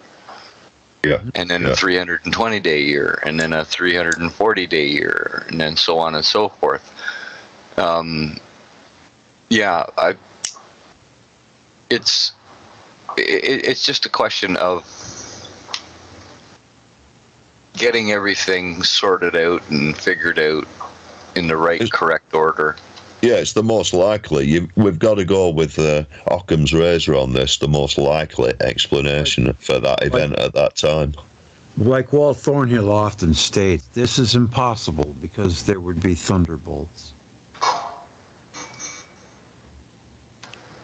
Whether it could collide or not may not be, but if it's shedding positive charge as it's entering the solar system, then that means that eventually the negative charge will outweigh the positive charge, and then Earth would repel it because they have the same. Yeah. Well, the thunderbolt that Earth throws at it would either destroy it or repel it. Yeah. Well, this comet is 26 miles across, 26 kilometers in diameter. So if it was able to have a direct, it would be a big one. So when is this coming close, Adusa? 2,175, I think. 2,400 years from now? Yes, well, it may destroy Earth, yeah. But it came past in 1995 last. How much did it miss by? An astronomical unit, apparently. Okay, the distance to Earth to the Sun. Yeah, almost that, something like this that. This is the width of its debris field. And that's the Perseid meteorites that follow it. Yeah, Perseids. I gotta say. And when that event happened, it happened all the way from northern Norway right down to Saudi Arabia. It was recorded. In the Middle East, that was Venus. Well, it did a line of destruction. Sorry, that wasn't Venus. That was the capture of the moon. When is the Perseid? No, this was only recently. The Perseids follow that comet. That they're actually part of that comet. Okay. They follow its tail. There was. Okay. The moon's capture may have dragged Iceland down and submerged whatchamacallit land, the Doggerland, by doing that, and then drying out the Sahara and all of that. That was Venus. That was about 8,000 years ago. That was the moon. Yeah. Well, that was about 8,000 years ago. Moon was captured 2300 BC. Really? Mm-hmm. Where did you get that from? From the Myths or History website. No, I've never seen that. Yes, I used to. I thought, they were undergoing an overhaul last time I was there, but that's a great website. Mm-hmm. I love that website. Yes. Myths or History, and they that there was no God's sin before 2300 BC, and the Greeks tell of a people called the Akkadian that knew of no moon. Oh, it didn't drop down? So something's going on there.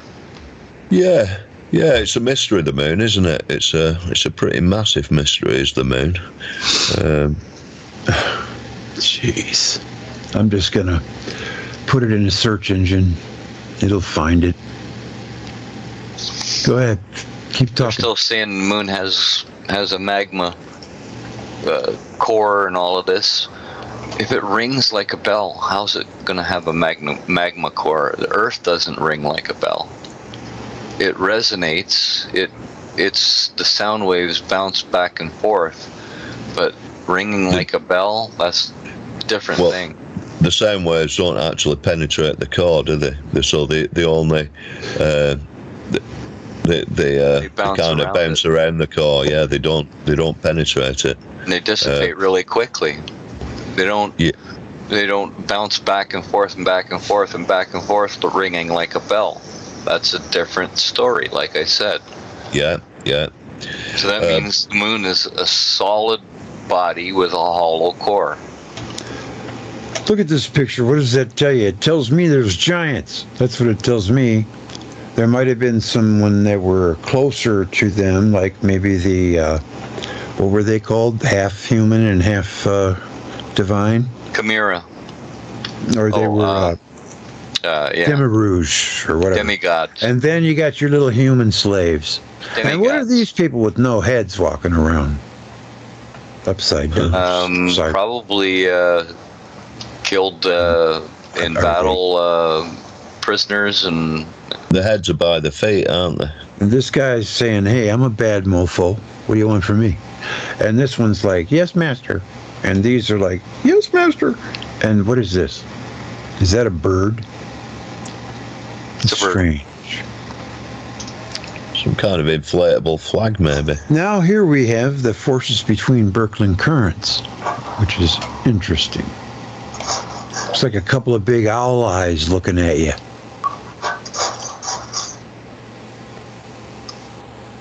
Yeah. What does that say? Electron? I can't see it. It's in my eyes. They're bad. Space tornadoes, 100,000 amps. Oh, yeah. Aurora, Themis satellite, flow vortex, 1 million miles per hour. That's the current that they call the solar wind, right? Yeah. There's an interesting picture of a person with bull horns. But then the solar wind gets pulled into our magnetic field, but also the Birkeland currents that are connected to the Earth itself feed massive amounts of energy, 10 million amps, every second of every day into the core. Mm-hmm. Not directly into the core, but into the core. Through short circuits, through the double layers of the atmosphere, and I'm sure there's double layers in the ground as well to get to the inner core. Yeah, that's almost certain. There are kind of state changes, they reckon, almost, well, with this Markland convection, they reckon the state changes from the core right up to the surface. Different chemicals, different constituents, and continuous fusion happening in the through the core as well, firing up the heavy metals onto the surface. They're drawn up by the electric currents as well, I think. I think so. Yep. Wars of conquest continue. 3067 to negative 2750, the older subriel EBA2. We'll take a look at some pictures from the era. And this is the era of the ghoulish, goblin-y scribblings on canyon walls that must have been like giant plasma figures peering at us. I'm just making it up as I go, folks. Or is that Saturn and Jupiter in locked together? Yeah, creating a double magnetic field. The other Big Bang, the comet family of Jupiter.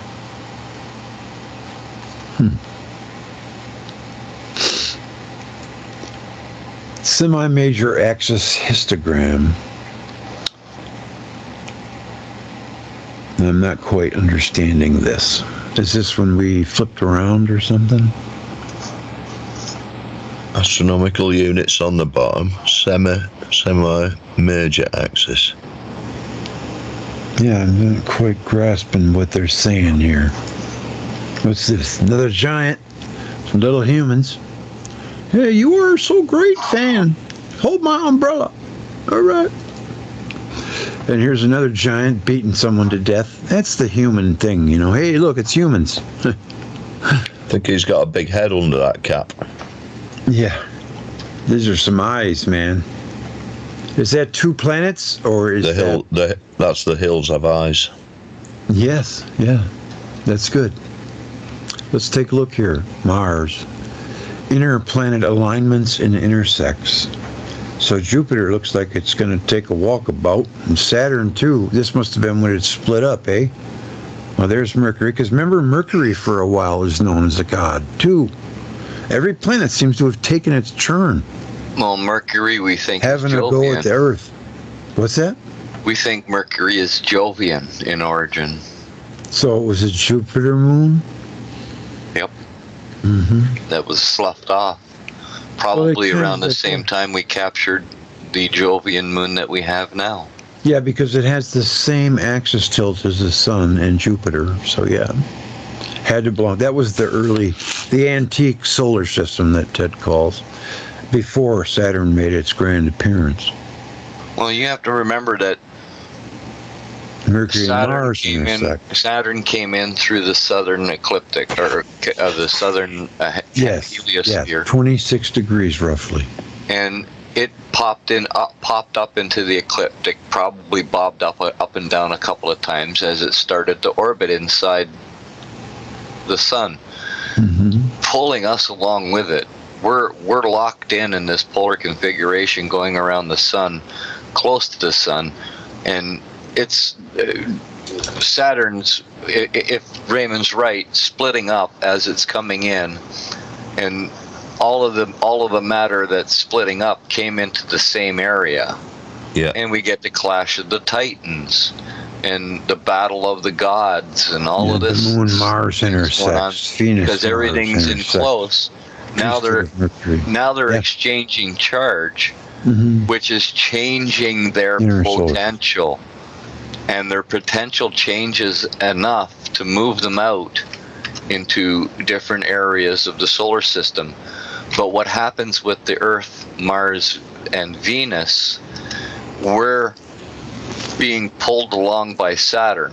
And then all of a sudden, Jupiter comes into the picture, takes us over for a little while, and as it's battling with Saturn, its charge is changing, and it's starting to move off out into the outer solar system, maybe encountering a planet that was here before us and destroying it, creating the asteroid belt as they go out.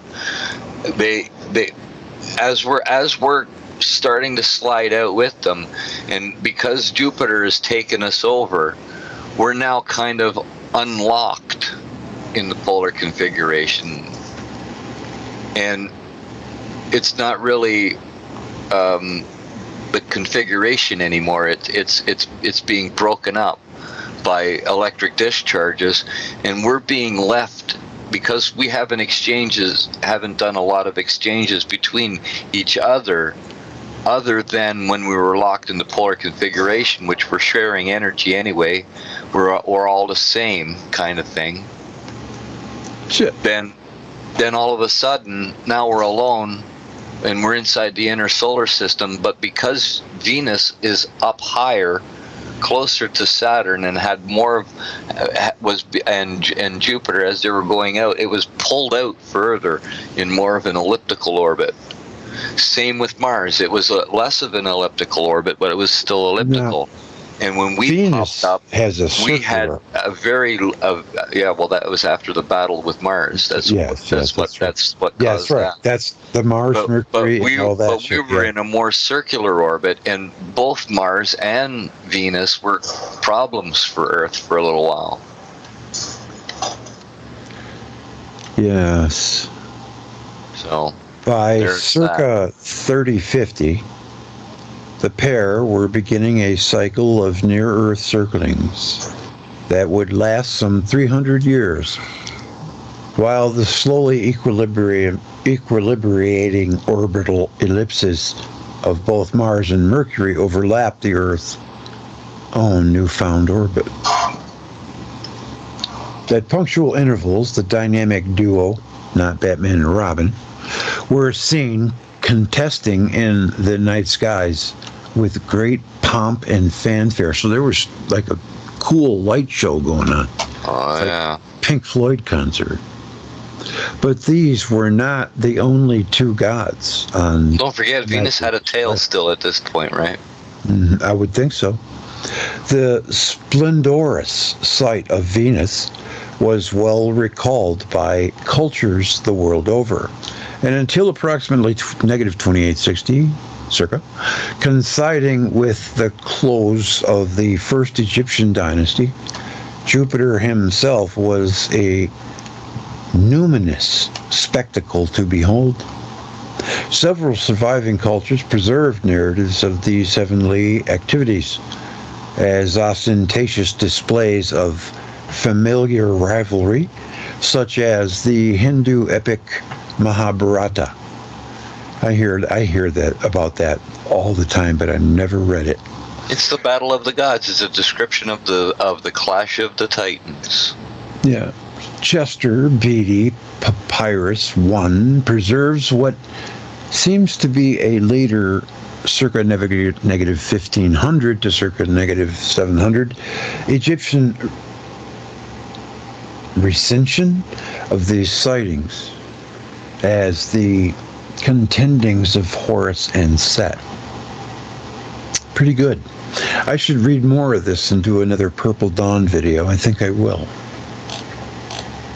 Because a lot of people, I did a survey. I could only ask 5 subjects, which was a bummer because I wanted to expand. But I said, what do you can do like? more than one survey. Do a couple. Yes, I will. I said, I want to take your pulse. What do you like better? I put Saturn Theory, Electric Universe, History, Velikovsky, and other, and say explain. And by far, Saturn Theory creamed them. It's like 40%. Well, it's our beginning. It's what people want to know about, because now they understand that that's our beginning, and that'll resonate with them as well. Saturn resonates with a lot of people. It does. I've never had anything before that felt right. That's how much, it just feels right, doesn't it? Yeah, that's the main thing. I think it's got to feel right, else you wouldn't really like it. I go with my feelings on these matters, to be honest. So do I. So do I. Yes, and a lot of things I do, but they can be overridden with evidence or something. Now here, right here. Let's see where it's at now. Which type of videos do you like most? Velikovsky, 21%. Electric Universe, 16%. Saturn Theory knocked down to 38. History, 16. And other, please specify, 9. So let's take a list. Let's take a read. See what they say. Charlie Silverman, I love the Saturn stuff, but all those choices are equally important. Just keep doing what you do, Greg. A true, unique one off you are. Thank you. That's awesome. Thank you very much. Gee, my head's going to get big. Prime says all for sure, though. Squatter Man is fascinating. Yeah, we should try. We should do something on Squatter Man. That's a good idea. How it permeates in so many symbols across history, civilizations, and religions. Squatter Man is the manifestation of God on Earth. Yes. And there's that big giant human in the South America that's waving. It's a big man, giant man. It's kind of like Squatter Man, right?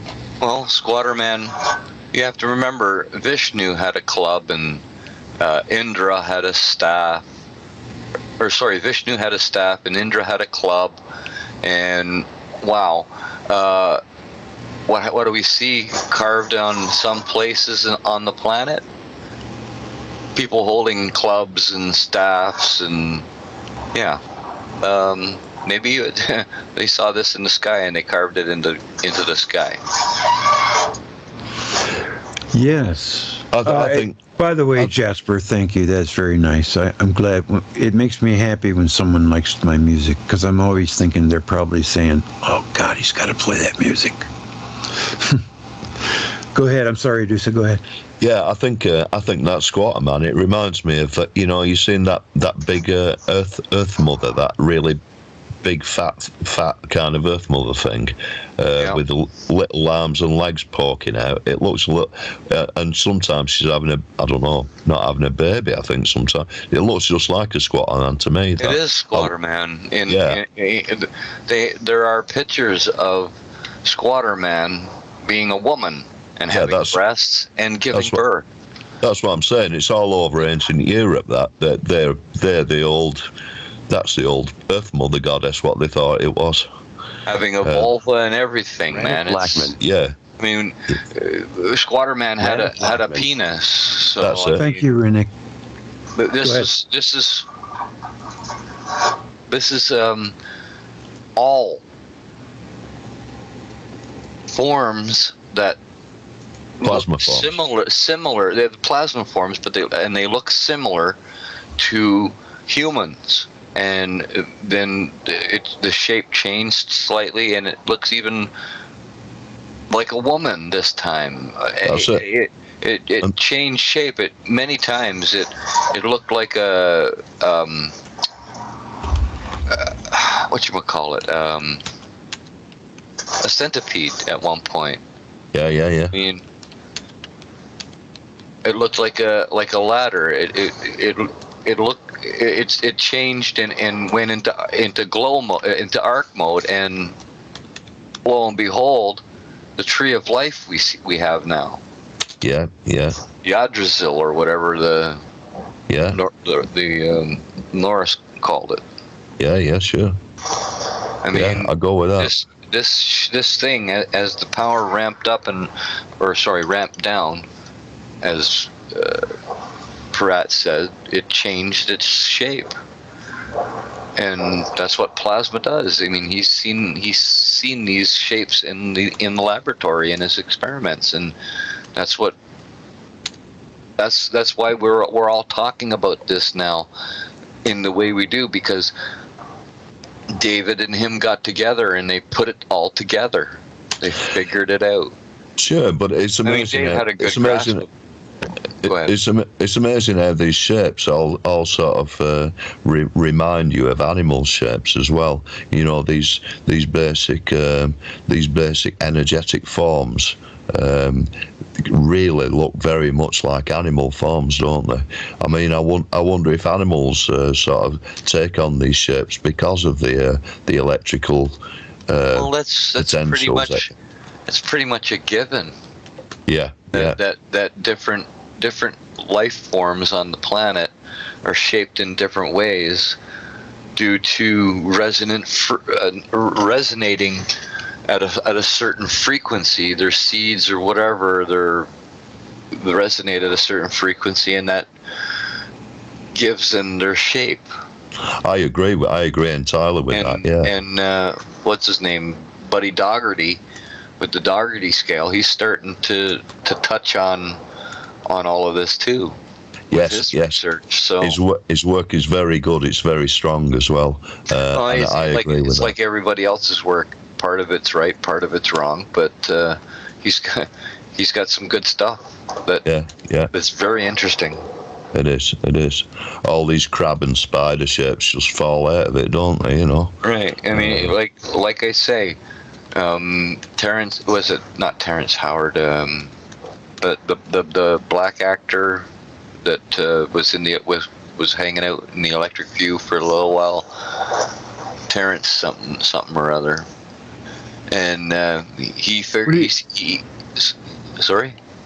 I didn't want to interrupt you. Finish your thought, and then I'll ask you the question.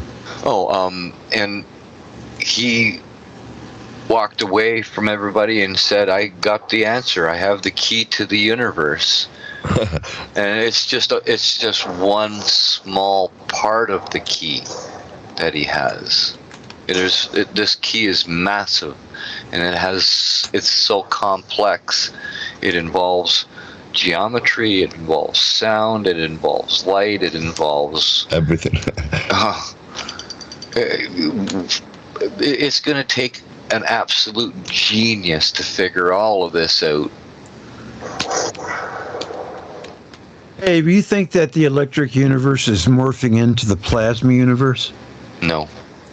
The plasma universe arose because Ben was denied the patents for the electric universe. He wanted to buy them and control and own everything. So he created the plasma universe because it's so close to the electric universe, but he uses a lot of the mainstream ideas that he follows, and he kind of mixes it with plasma. But there is a plasma cosmology before the electric cosmology, wasn't there? I would expect. Well, I think they didn't know what the hell they were looking at back then. Now we know what it is. We know it's plasma. I don't know how long it took them to figure it out, but you know. Yeah. Certainly didn't.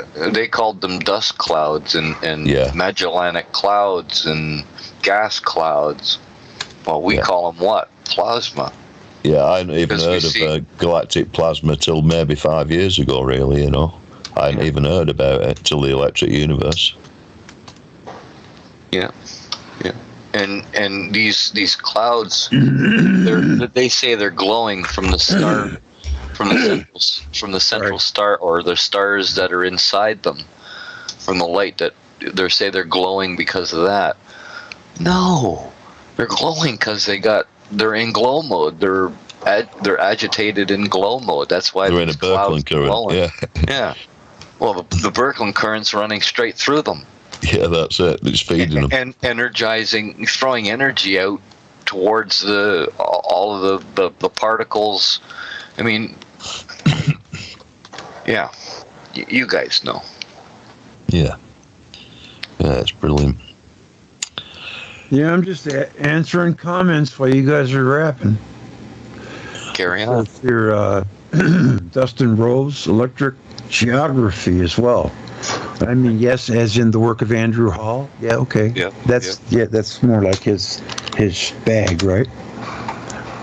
Yeah. And he's pretty popular. Now, what's going on with Thunderbolts? Are they in disarray or something? I heard someone say that Dave Talbot left Thunderbolts. Is that true? No. Dave Talbot is very ill because of his stroke, right? And the last thing I heard from Wall was he's almost finished the body of work that he's been working on. For the last little while, and it'll be probably coming out on Thunderbolts fairly soon, I would imagine. Oh, good. That's good news, because I know that Dave Talbot has been under the weather for a while because that stroke was like 4 years ago, wasn't it? His son just about 2 years ago. His son was the voice of Space News, right? On the Thunderbolts. I just recently learned that, and he just did a video. So Dave's still active in there. It's just that he's not active because he's hurting unit. Yeah. Well, I'm glad that it's still everybody's happy. There's been no falling out. That's good. No, I don't think there's any falling out at the Thunderbolts projects. I haven't heard anything about that. Okay, good. That's good. I haven't really heard much from them.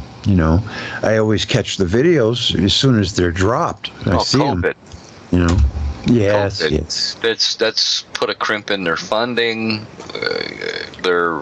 They get a lot of their funding happens during these events that they hold every year, right? The conferences.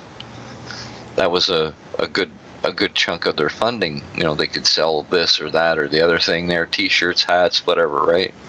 What is this? What the freak is the Urantia Foundation? What's that all about? It's a lot of channeling, Greg. Channeling? I've come across it. It's a right lot of channeling. Have you gleaned anything good? It looks pretty deep. The universe of universes. Ooh. Yeah, I think it's. I got through a couple of chapters and then decided it was a fat pile of shit. Okay, so it's New Age. But make your own mind up. I mean, it's a guy's channeling, and it's kind of remote viewing, but on such a specific level, it's more like a work of imagination, I would say, than something that's just I don't know, appeared to him. But anyway, have a look at it. But I wasn't impressed with it. Which I normally am impressed if it's impressible. I find a lot of the ethereal is a work of the imagination. It can be. That's the risk of remote. Well, a lot of it is, but there's a lot. There's the base knowledge. The base stuff isn't fantasy or isn't crazy, but a lot of the stories that come out of it are just whoa. Yeah, that's what I'm finding, really. That's what I'm finding. I mean, you hear some of these channeling programs, and they're so specific, with names and the number of the spacecraft, what they're flying in, and down to, it's just too much, really. They've got all the details sorted out. Yeah, that's right. And I don't think that happens in remote viewing, to be honest. I don't think that's the way it works. So, and it all seems to come to him in a perfect timeline. Mary Cooper. I always love it when I see a female because they're rare. This is mostly male domain. The brain stuff. When I see a girl into it, it just gives me hope that all women aren't just like my hair, my nails, my booty, my hair. There's a few women on your side, though, Greg. Women, love them. Yeah, I do. There's a few good women on your in your crew, Greg. Yes. Janice and Barbara. Brandy. Yes, Brandy's deep. Yes, and we got Mary here, so she's a new addition. Polly girl. Yes, she's deep. Sinus time. Nighttime, Michigan. In the fall and the spring, I have battles. In the summer, I'm okay. I went to Florida a few times, and back in the early 2000s up till about 2010. And every time I went, within the first week, my sinuses cleared right up. Man, it was like I was normal. In the fall and spring, I have days, nights. Air fever. Where it just overcomes me. Something in the atmosphere, something in the air. I don't know what it is. Pollen? Pollen? Well, I guess it could be. It seems to be damp. Right, yeah. Ramon videos. Oh, right, yeah. Okay, so Atlas James wants Ramon videos. You got it. Will do. And I'm just reading people's comments while we're talking, just trying to give them a little bit of... Dustin Rose says all. Thank you, Dustin. I'll just give you guys a little bit of air time and pay attention to you. I sometimes neglect the comments, and I don't mean to. It just... Sometimes they get away from me. There's just so many. And I'm like, oh, my goodness, because I got 192 videos, so there's always someone leaving comments, man. It really, after a while, it kind of makes you a little dizzy.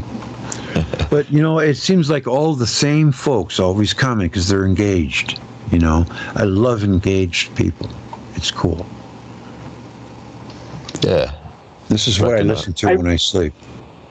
I read out that site that Ramon's putting together. What's that about? What is it? The pulse or whatever it is. Hang on, I'll find The pulse? The EPMC. EPMC. Let's take a look. Or EMC or whatever. Is that like the USMC? Yeah. A new platform. Yeah, no, Ramon, man, he's talking. This stuff that he's getting into is cutting edge. I know. Is this him or no? No, I don't think so. Yeah, No, that's not him. EPMC. The stuff he talks like operations research. Oh, no, that All big companies do that now, and people should do it. Even for things like my show, I should do it. Like looking at every aspect of things. You know, that's what operations research is. I'm trying to see his. Yeah, but sometimes they break it down and then they can't put it back together. That's one of their big. Well, I suppose that is always. When they break it into its little bits, they lose its holistic effect, and they can't put it back together. And sometimes it Yeah, just gets I see where you're going from, Grouch. Yeah. The pulse, that's what it's called. EPMC and diffusion research. Yeah. Ramon, pre and non-EPMC articles. Is that what you're talking about? It's, Extended plasma electric. What is it? Cosmology. That's it. Yeah, Something research shook the entire solar system and changed life. It's on a google.com site. Shifu Ramon, question and answers, petroglyphs.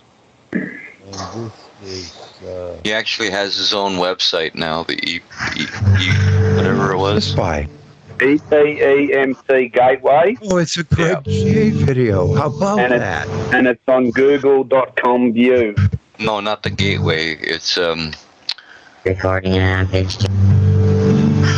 yeah. What is it? Can you remember? Excellent. So, It's a video. I googled Ramon's the thing you Yeah, told the me. gateway. The gateway. Let me see. You're right. Oh, leak. That's leak project. Yeah, that's the cosmic egg that shook the heavens. Shook. Yeah, that's pretty cool. He's got a good titling system. Epic ship. EPMC. What should I do? The pulse or what? What the fuck? Well, that chat he had the other week with what's his name, Rex, on the Leak project. That wasn't too bad either. I don't know if you heard that or not. No, I didn't. I was sleeping. I know you didn't, Greg. Yeah. Did you get around to listening to it, Nick? I heard a little bit of it. I've got to go and re-listen to that. For some reason, I went out or something and I forgot to go back to it. But yeah, I like his work, so I will listen to that again. Yeah. Greg, I posted the link for you. In Skype? Yep. Okay. Hey, I like this thing when it gives us our own channel, and it's always there forevermore.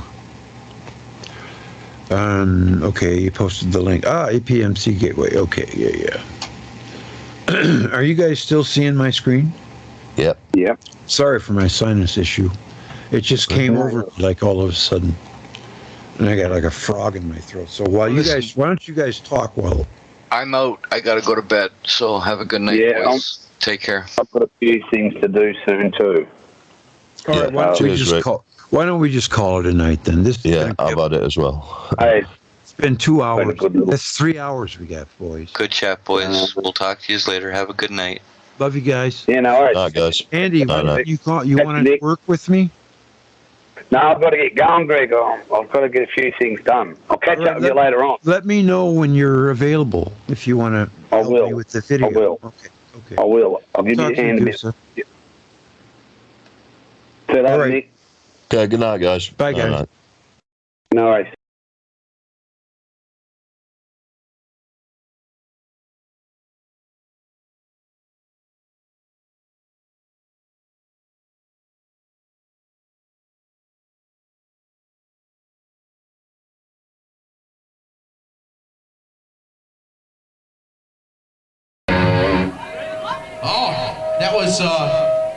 That was my battle cry. Nothing more than a bunch of drunk people, I'm telling you right now.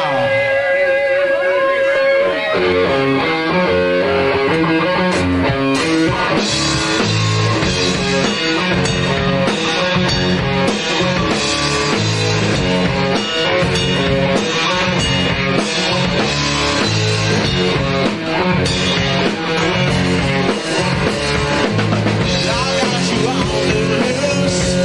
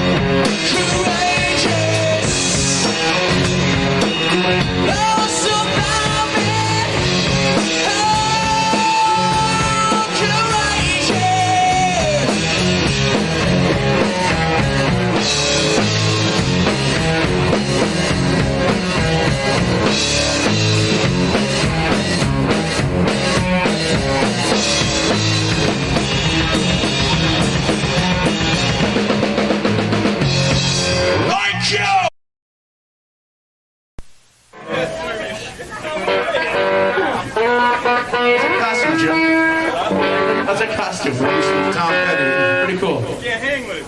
That's right.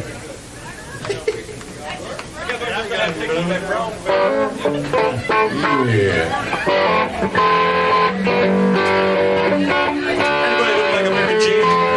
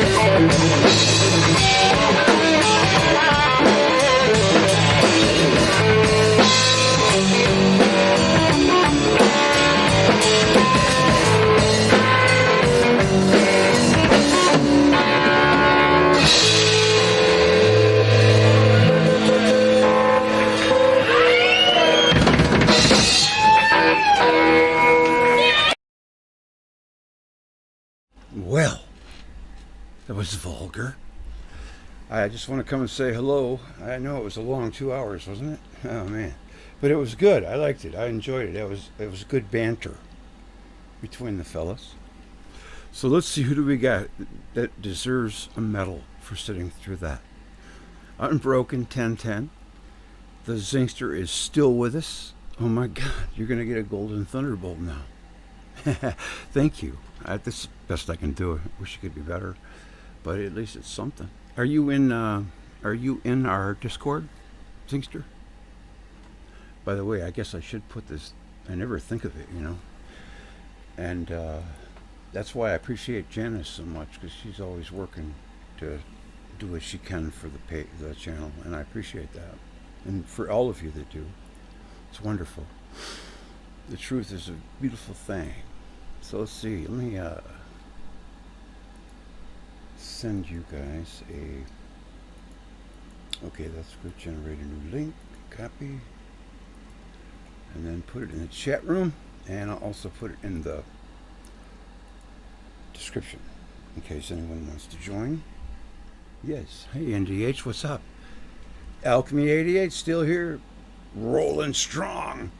Probably has about 5. She has a purple thunderbolt. That's the ultimate. That's the best I can give. Unbroken 1010 and Micronova. Good to see you. Let's see who else. Anybody? Remember, if you have a question or something you really want to say to me, put it in caps so that I know that you mean business. Alchemy 88, what's going on? Come back now.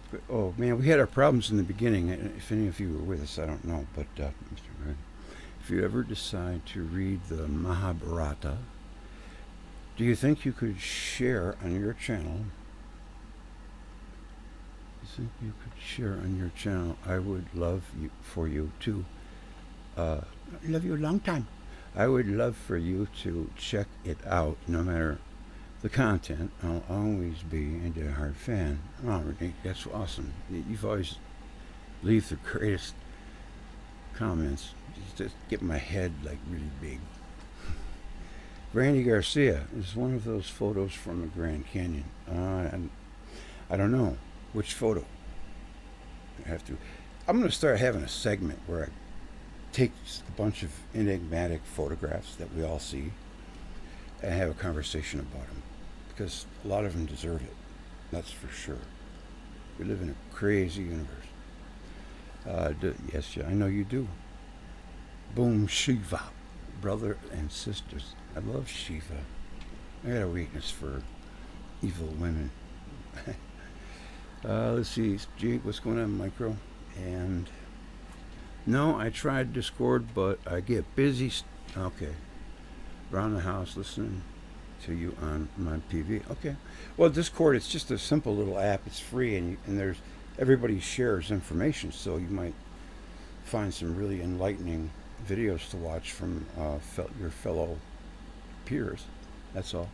And I like it. I don't have a problem with it. I hate third-party programs, really do, and I don't like things that put them on your computer.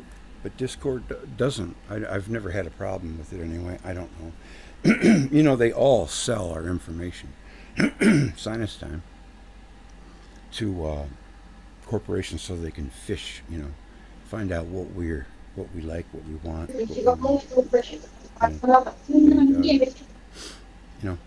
Hit us with it. Somebody's in the background. Somebody in my room? Yeah, you better hang out, right, Great? Hey, man, Grouse, what's going on, buddy? I've had I heard you speak. I had a busy couple days. My son had his homecoming prom tonight. And man, there's so much involved with that. It's become a huge industry. First, he had to get a tux or suit, Yep. Calvin Klein, $450. Then the girl's got to have a corsage. That's like $26 to $36. And then there's tickets. You got to buy tickets to the prom now. See, when I was in high school, homecoming was about football. It was like, hey, I'm going to gym. Rah, rah, the football team. They run in, they run out. That was homecoming to us. And then the game. Now it's turned into a giant industry. you know, where they just sock the hell out of parents, man. You know, I don't know, but we did it for him because he's a senior, so he's going to be graduating. His high school's over. All those years, from kindergarten all the way through, it went by like a blur. You know, it just seems like yesterday he was in the 4th grade. Now he's going to graduate. So I had a good night. Turn into a man. Makes me sad. I said, I can't come to your wedding. He said, why? I said, because I'll be bawling like a baby through the whole thing, man. At my wedding, my dad cried, not my mom. You know? We're deep. Us hunts are deep. We got to watch out. We get So what's up? So you all had a good night then? Oh, it was really nice. Yeah, they went and they had pictures taken, and it was the first time for him ever getting dressed up. So, and he did look dapper. I had pictures, but he didn't send them to me, so I can't share them. I will. But it was cool. Good. Then they had their dance, and she was really pretty too. He had a girlfriend. He had an escort. So, and you know, everybody was kind of giving him the looks because they were two good-looking people. You know. Yeah, well, that's good. Yeah, it was cool. It was a good experience. Then they picked him up and they brought him here and they crashed. All right. Did you end up playing ball? Yes, I did. I went 1 for 1. I got a base hit. Kid throwing hard too. We were in fall ball. It's all the ages together, right? And I showed up a little late, but he said, "You want to swing?" I said, "Yeah." We're playing this big lit up diamond. It's huge. And I'm like, wow, it's almost like we're at Comera Park or something, you know? And I got up there, and I was on deck, and I was watching the kid throw to the batter before me. He was throwing about, in my mid-80s, and here I'm 60, you know, some years old, and I'm like, oh, I'm not afraid of that. I can hit that. And the coach said, I kind of threw you to the dogs. I said, no, you didn't, man. I like this stuff. Went up there and slapped the 2-strike base hit to left field. Yeah. Well done. Yeah. Must have been you've had a good week. Yeah, it was good. Yeah. Just make my knees feel better, I'll be all right. You know? Yeah. But I'm an old bastard now. We still got. Well, not really. No, I know. We're still young, aren't we? We're still. 60 is the new 40. That's what I think. Well. Because I don't we're feel still any young in the different than I did morning. when I was 40. I don't feel any slower or any different. I might be uglier and older, but I'm not. I'm pretty good shape. I'm pretty good shape. I keep up with. That's in the depth. You know, that's in the definition. And like, whenever you see somewhere where there's human skulls, they all look the same. Yes. Yeah. My son thought he was going to kick my ass on the bike. He said, I'm going for a real bike ride, Dad. I went, oh, really? He said, oh, yeah, not just you're down to the store and back stuff. I said, okay, let's go. He's like, all right, well, you know, if it gets too much, let me know. I'm like, okay. He's just going and going and going, and I'm right behind him, going and going and going. Keeps looking back at me, you know. You all right? Yeah, I'm fine, man. Come on, let's go. You know. So yeah, I like that. And he's like, yeah, damn, I didn't realize you were in that good a shape. I'm like, well, yeah, I've been doing this shit for 2 months straight. What do you think? Yeah. Mm-hmm. Yeah. Mm-hmm. And lost some weight, feel good about myself. You know. So I mean, it's just one of them things. I might even put a camera in and start showing my face. I don't want to scare anybody. Yeah. Like I say, all skeletons look the same. It's only the paint, it's only the paint, it's only the makeup on the outside. Yeah, for sure. I just love some that. of them. We have a great group. We really do. Everybody's just really cool. And our core, you know, our crew too, if one from every country, that's pretty cool. That's unique. Yeah, we're getting around a bit. Going to leave now. All right, Alchemy. See you later, honey bunny. Yeah, but okay. Well, I think maybe we're starting to lose people, so maybe I should start getting to the. We got one more video to show. Look at that! Isn't that? Well, amazing? you better go for it. Did you see that picture that was just on? Which one?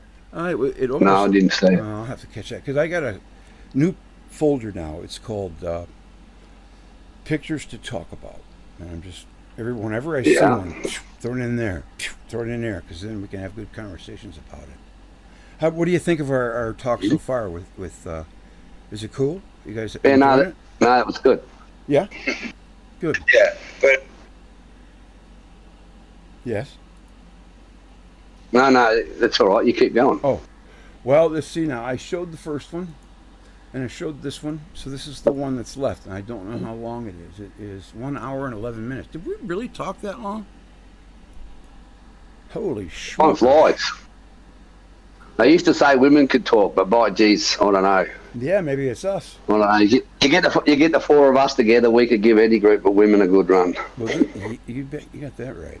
What I'm going to do is I'm going to upload it because it's easier. It's easier for me to do that because then I don't have to put on the display capture. You know what I'm saying? See? Mm-hmm. This is the one. 1 hour and 11 minutes. Yeah. Yep. Okay, so we'll just. When you're ready. It'll take about 3 minutes to upload, and then. Click play. Well, yeah, 3 to 5. Yeah. Whenever you're ready. Okay. Yep. Let me see. Hold on.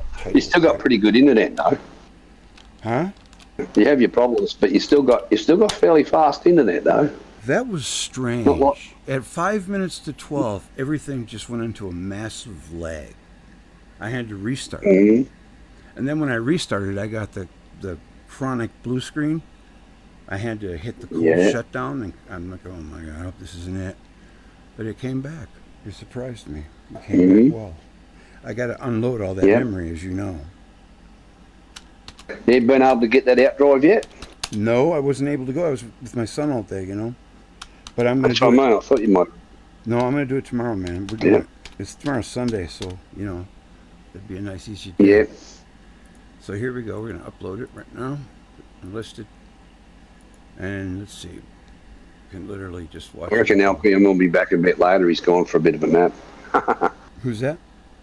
Funny. LPM, he'll be back later. He's going for a nap, I reckon. Oh.